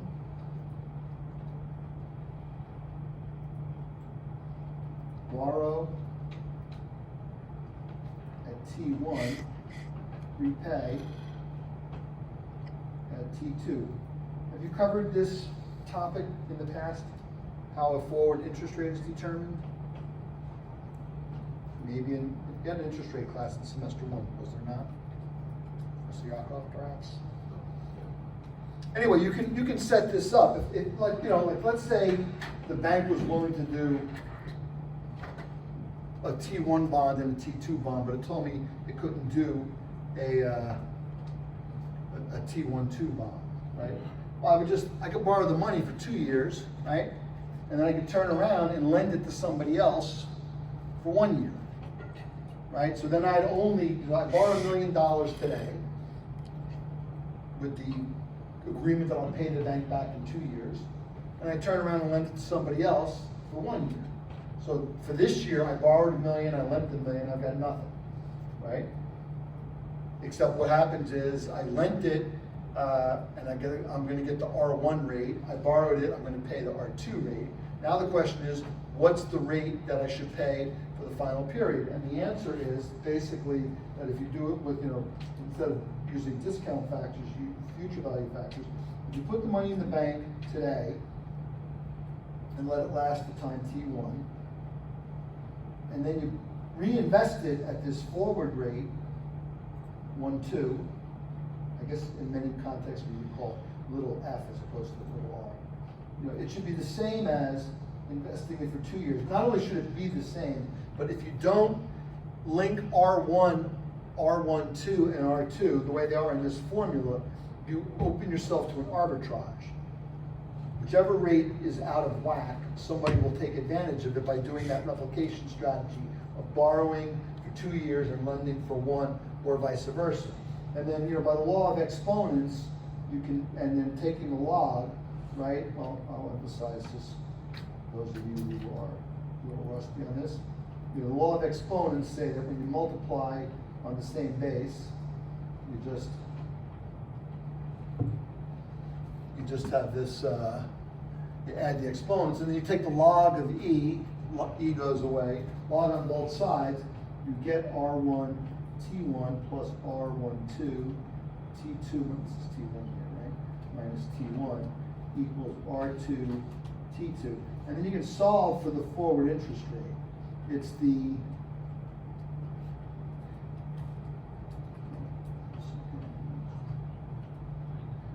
difference in the amount of interest rate time that's accumulated divided by the time.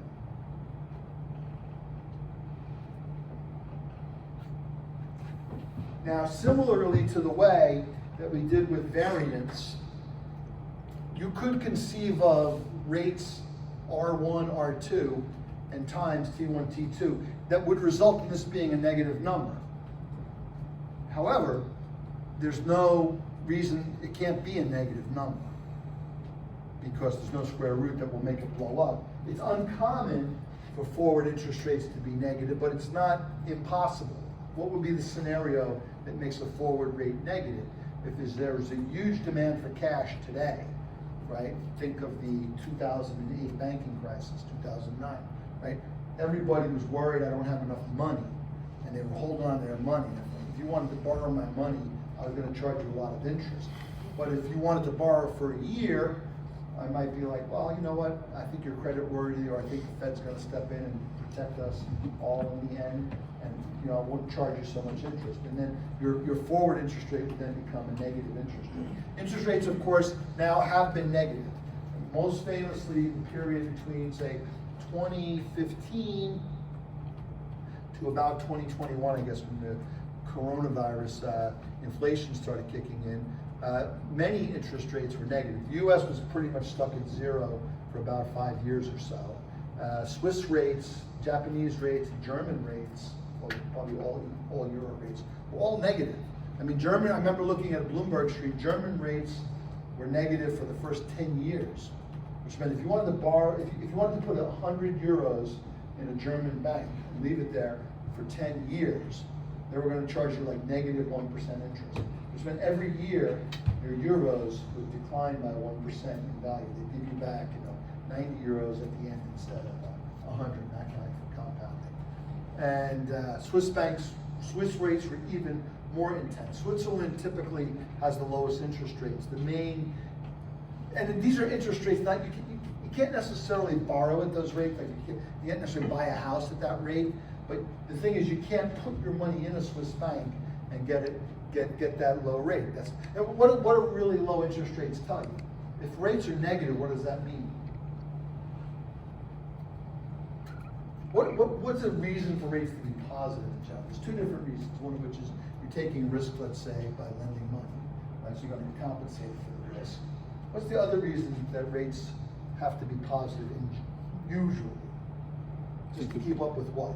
Inflation. Inflation, right? If inflation's 2% a year, I always talk about what's the real interest rate. The real interest rate is, the bonds are paying 5%, but inflation's 2%, so your real interest rate is 3% when you buy a bond.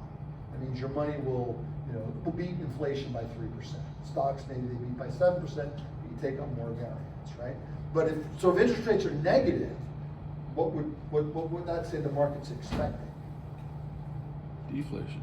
Expecting deflation, right? In the value, it means that, and another thing it means, besides the fact that deflation is expected, it means there's a lot of people have money that they can't spend, or they don't want to spend. They just want to save it. Or they can, some people can't spend their money. Jeff Bezos, if his whole thing was cash, he can't spend that money, right? He can own things, right? He can buy things. But what happens when Jeff Bezos, to use the example, owns like all of the money, right? That's a problem. We're not quite there yet, but we're moving. We might get there. It won't be just Jeff, obviously.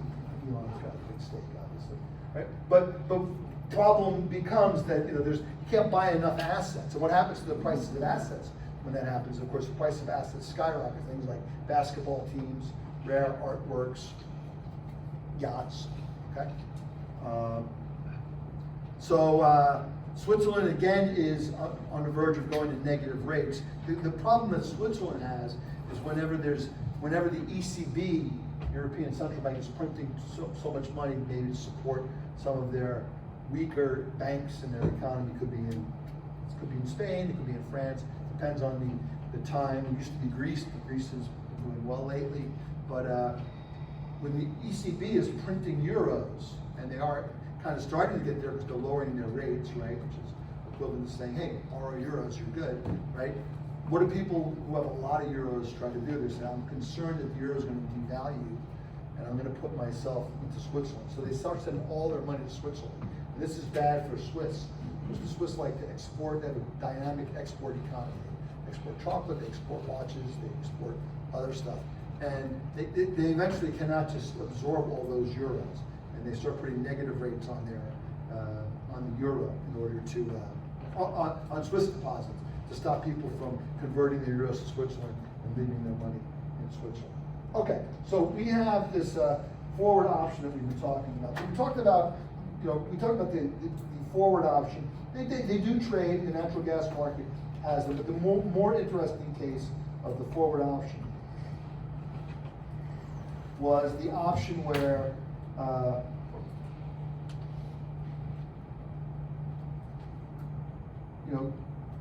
get bundled up into a cliquet, aka a ratchet option.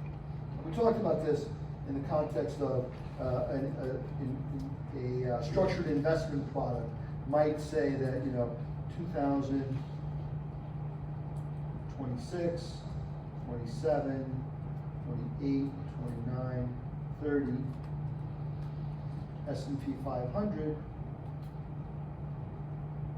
is, let's just say 5,000, 6,000, 5,700, 6,400, and 6,200.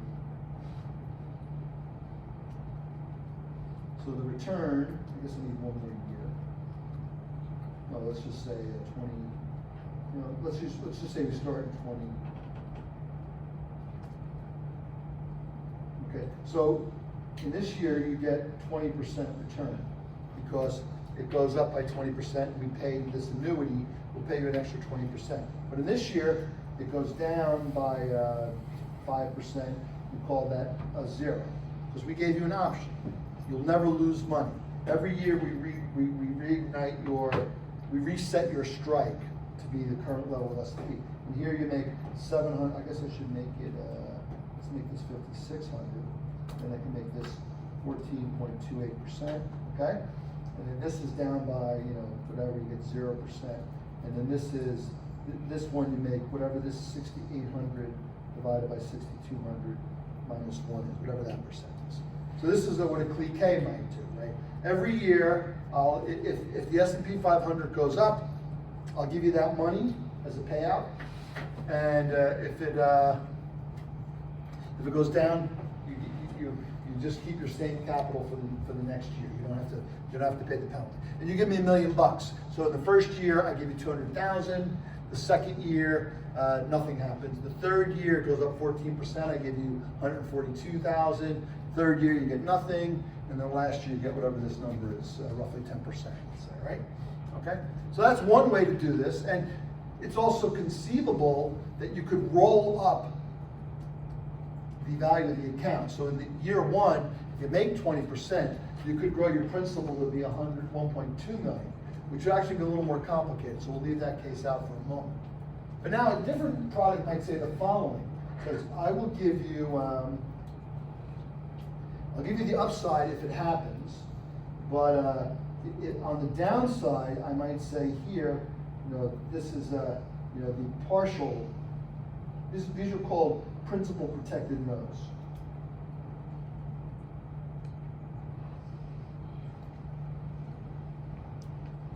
So I might only protect you.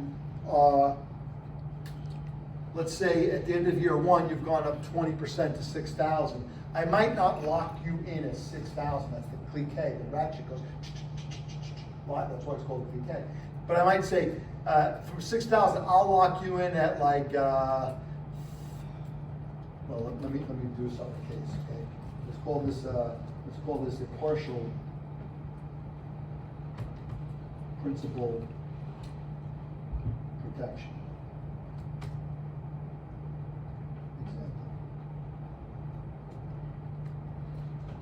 Okay, so now the year is going to be year 0, 1. I'll write all those numbers out. We can just do it this way. Let's call it the S&P. Let's call it the strike.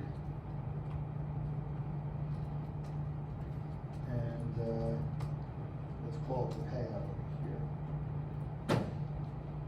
We'll start the same way we did 5,000. We'll go 6,000. And then we're going to go to 5,000 again. And then we'll go to 5,500. And let's call this, the 80% partial payout, strike. So, and then we'll break it some more numbers when we get there. So your strike in the first year is 80% of, your strike is 4,000. Okay, so that's what we're saying here is, I will guarantee you that your principal will not drop below 20% loss, okay? So I'm only guaranteeing part of your principal, right? The first year it goes up. So first of all, the payout is 6,000 over 5,000, which is just 6,000 over 5,000 minus 1, so that's 20%. It's okay at 20%. Now your new strike is, let's call it, I'm going to change this slightly. Sorry about this. I'm going to call it 90%.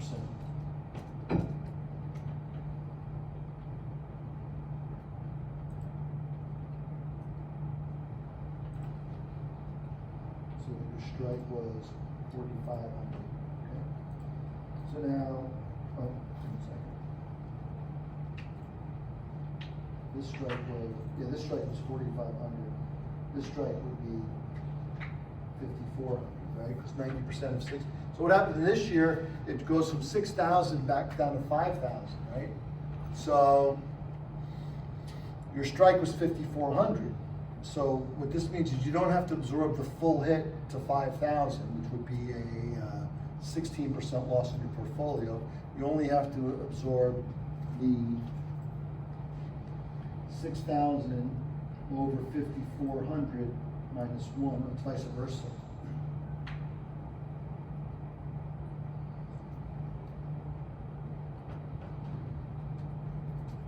Which is like negative 10%. So in this first year, your payout was 20%.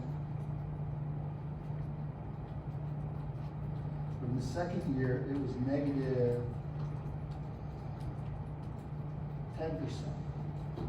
So you were only 90% protected, so you get negative 10%.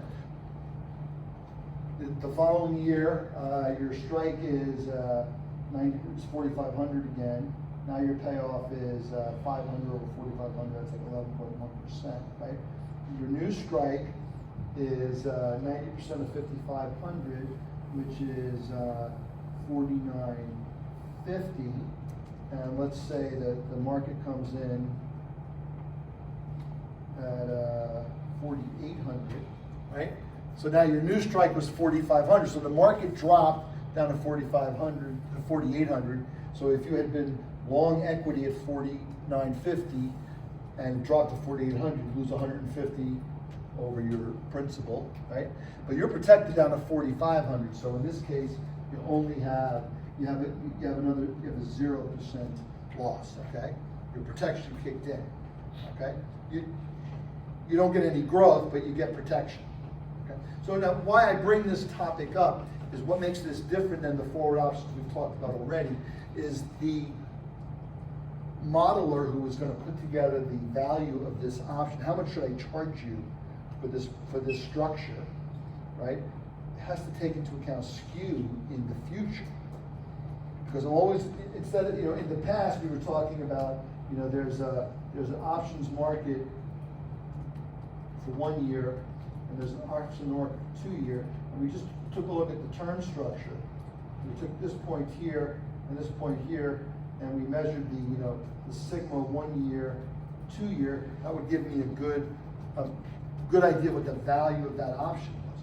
But now if there's skew in the future, right, because now I'm not getting at the money strike, I'm getting a downside strike, right? Those options are more expensive, right? The strikes are better, so you could charge less because the strikes, the customer's absorbing 10% of the loss. So the option isn't as valuable to him in that way because he doesn't get paid out at the money. He's got a put with a worse strike, right? But the volatility for the downside protection is more expensive than the volatility for the upside extent. So you would need to price for the skewed forward start option.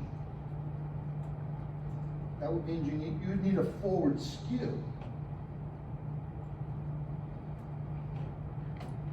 And this is a very complicated problem because this says take the amount of skew that you see out to year 2, take the amount of skew you see out to year 1, and it's not as simple as just doing a forward volatility calculation on the different nodes on the volatility surface. So it becomes much more complicated in that context. And consequently, you probably charge more money if you're the banker to give this type of protection, and you take more risk. You probably, on average, you probably get a better payout, but you may you have to take more risk in order to get that better payout. Okay. Pension companies like this type of investment? What's that? Would a pension company or a life insurance company? Yeah, like I mean, this is something a life insurance company might sell you, and these products are especially popular when interest rates start to creep up to like 4, 5, 6%. Because a lot of times the way these notes work is I give you my money for 5 years, and you have let's say your coupon's 5%. So I give you $1 million for 5 years. You have $50,000 of interest that's going to earn each year, plus compounding, because I got the money for 5 years, right? So I've got maybe $300,000 to spend on these options that I'm giving you. And based on the level of interest rates, I can give you a higher level of protection. So if interest rates are 5%, I might be able to protect you at 90% of your principal. And if interest rates are 7%, maybe I can protect you at 80% of your principal. But if I'm at a higher number, like at 95% of principal. If interest rates go lower, I protect you less. And these do get baked into. And one of the things we haven't talked that much about. I'm starting to kind of move in this direction anyways. Understanding that these complicated options that are described above, some of them trade fairly commonly out in the open. You can call up an FX options dealer and say, I want to buy a knockout option, and they'll tell you the price of that. Other options are baked into structures, and one of the things you want to be able to do as a risk manager is read a contract and understand that even though the word option doesn't appear and the word strike does not appear, that something in that contract may actually be an embedded option. And you have to understand that when somebody is on your desk is selling this product, that they are pricing in an option. You have to make sure that that negative option that they've sold, which makes their profits look good on day one, is booked as a liability against them. Otherwise, you're putting the firm at risk. And of course, what will happen is if I'm allowed to do a structure which has embedded optionality, I'm not allowed to sell it to my clients as a trader or as a marketer, and I get to realize all the money. And let's say I sell, what would I be selling? Let's say I sell, let's say I buy oil from somebody for the next 5 years. I'll take 1,000 barrels a month for the next 5 years, and instead of paying the market's price for oil, I get to buy the oil for $2 cheaper than the market for the entire strip. And then I go to my manager. I say, look at this great deal. And the manager goes, $2 times 1,000 barrels times 60 months, and that's some number. And if you want to use $1 million, you can use $1 million to make it bigger. If you're dreaming of a bigger, faster car on a nicer vacation, you can just multiply it by 10 million, perhaps. And the manager says, geez, how are you managing to sell the oil? I buy the oil for cheaper than the market. And there's one. I told them, like, if oil goes down, I'd still, I'd be willing to still pay this price. Oh, so you're saying if we get to oil in the future and the oil goes down? Oh no, if oil goes down, they can give me twice as much oil. I tell them. So now what I've done is I've bought oil on a forward basis, which is cheaper by $2 a barrel, but I've allowed him to double his notional if oil falls below the price I'm paying, which basically gives him a put option. And if I don't book that put option, it looks like I'm making a lot of money. That might actually be a fair deal. Maybe it's not twice as much oil. Maybe if oil drops below my strike, I'll buy an extra 20% from the customer. That might be the value. That might be worth $2 on average over the strip, which would make it a fair deal. Maybe it's worth $1. And your profit's $1 per barrel, still a good profit, right? But the point is, if you just book that profit today, and then you get your bonus, and then you cash out, and you say, I'll see you, and then the oil market plummets in the next 5 years, the person who takes over your book gets all these losses, who's going to get blamed? Well, the manager of the trader, maybe, but definitely the risk manager. So you didn't read the contract, you didn't know there was this risk in here? Okay, before we break for the evening, let's talk about the knockout option. So the knockout option comes in varieties. There's, we'll call them barrier options. And there's really 3 categories. There are knockout and knock-in. There's double knockout and double knock-in, and partial knockout, knock-in, double knockout, and double knock-in. Let's talk about the knockout option for starters. These are all called barrier options. So they have a barrier. Typically, a barrier would be like this number here. Let's call it. Barrier is often denoted by the letter H. So we have a normal call option. Strike is 100. Okay, and barrier might be at. Let me get rid of the barrier. The barrier. I put the barrier in the wrong picture. Where the barrier should be here, let's say, at 90.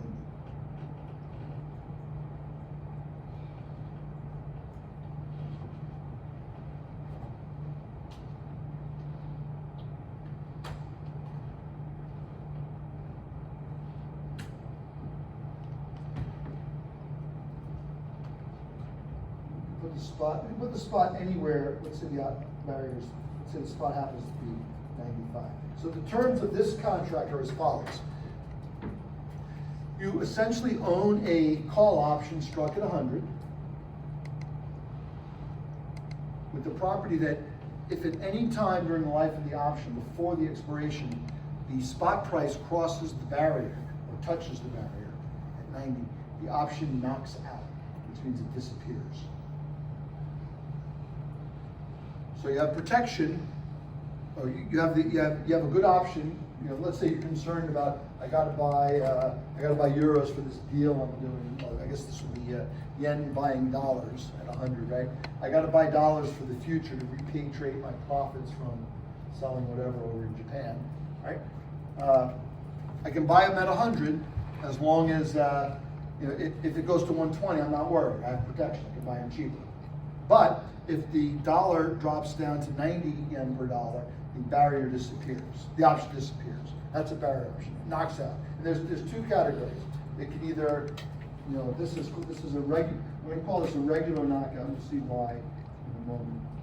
It's a regular knockout or knock in. So the knockout option, when you hit the barrier, the option's gone. The knock-in option doesn't come into existence until you hit the barrier. So if, starting from 95, if the spot price goes straight up, which is risky for you if you're trying to buy this call option, if the spot price goes straight up, you will not have an option because it never knocked in. So knock-in options come into existence at 90 or at the barrier. Knockout options disappear at the barrier, okay? And the property of these happens to be that because of what I just said, a little bit of thought, this is kind of a good question for, you know, is that a knockout plus a knock-in is equal to a vanilla. That is, if you bought a knockout from me and you bought a knock-in from me, you'd have a vanilla because before you hit the barrier, you own the knockout. So if it goes up, you get paid off on the knockout.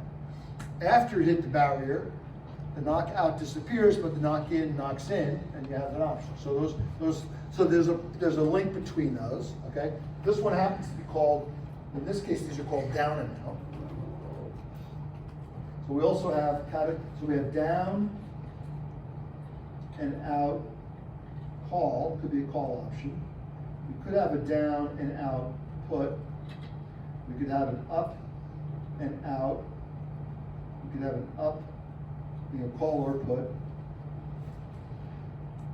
You could have up and in, you could have down and in.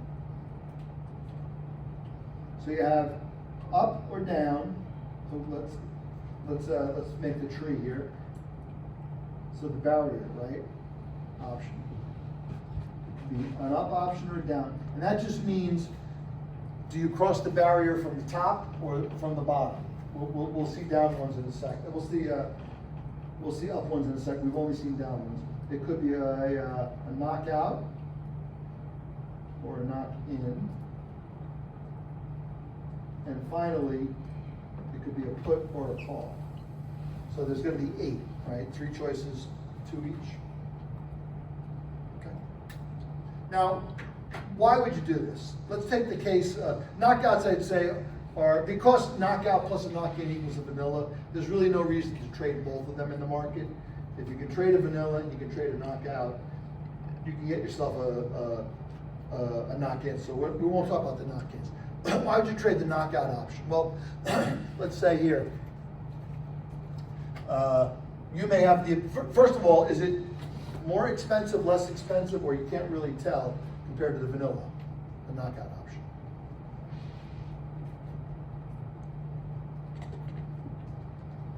So I offer you 2 options. Option 1, it's a call option struck at 100. Option 2, it's a call option struck at 100, unless the spot trades at 90, in which case you got nothing. Which one will you pay more for? First one, second? 2 choices. Here's something that you'll always own. Price is A. Here's something that might disappear on you. First one. And has no other rights that the first one doesn't have. So the first one's more expensive. The knockout is cheaper. So a reason to buy a knockout is to reduce the premium.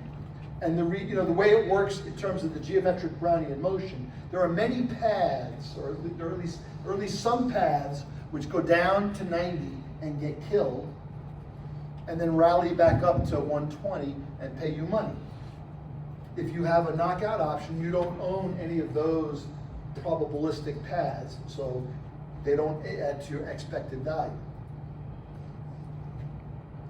So if you have the opinion that the market's probably going to start going up, you want to leverage bet on whatever asset you're buying this knockout on. If your opinion is, hey, this thing's just going to go straight up, you tell the guy or the woman who's selling you the option, you know what, why don't you throw a knockout in there and knock 20 basis points off the price of the option, because I know it's not going down. So you save 20 basis points, you pay less premium, and you have the option, right? Similar, you can also do the same thing for a knock-in. You can say, I got a feeling that dollar-yen is going to start coming down because XYZ is my macroeconomic point of view of the market. But then I think it's going to eventually rally back up. So I'll buy a 1-year option on dollar-yen on the dollar, struck at 100. But I'll put a knock-in barrier at 90 because I said right now, spot's at 95. I got a bad feeling the dollar's going to perform weekly in the next couple of months. Okay, so I think it's going to probably go below 90, but then I think the Fed's going to start cutting rates or whatever your macro story is, and that's going to cause the dollar to soar. So that's your bet. And again, because you don't own the option unless it knocks in, it's cheaper than the vanilla. And in fact, using the equation knockout plus knock-in equals vanilla, you basically can derive the same result. Okay, the last topic, and then we'll stop for tonight. Next week we'll be on for 6 o'clock, for sure. And this is kind of where it really starts to get interesting, is the reverse knockout. And the reverse knockout looks like this. So it's really just an up and out call.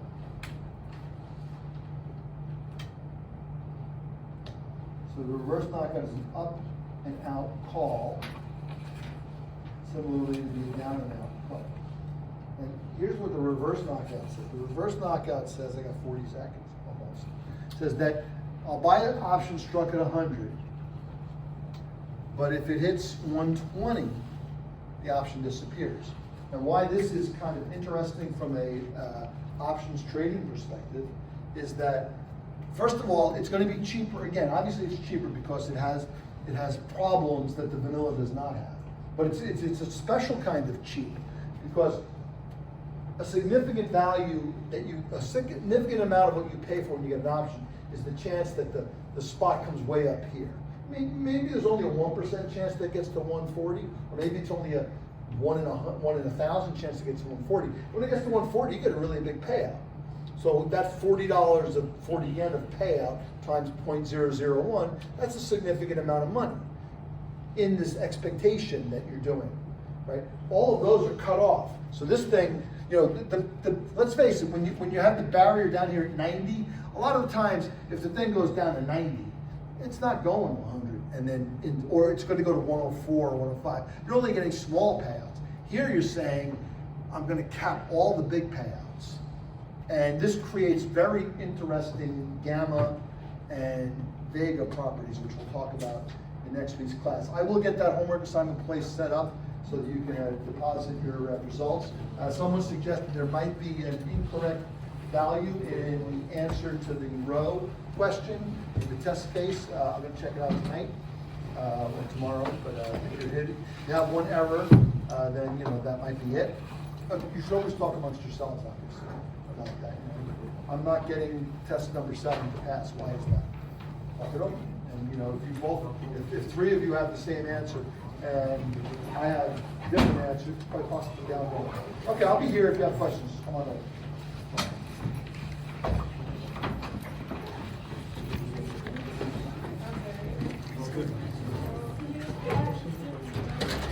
Have a great night.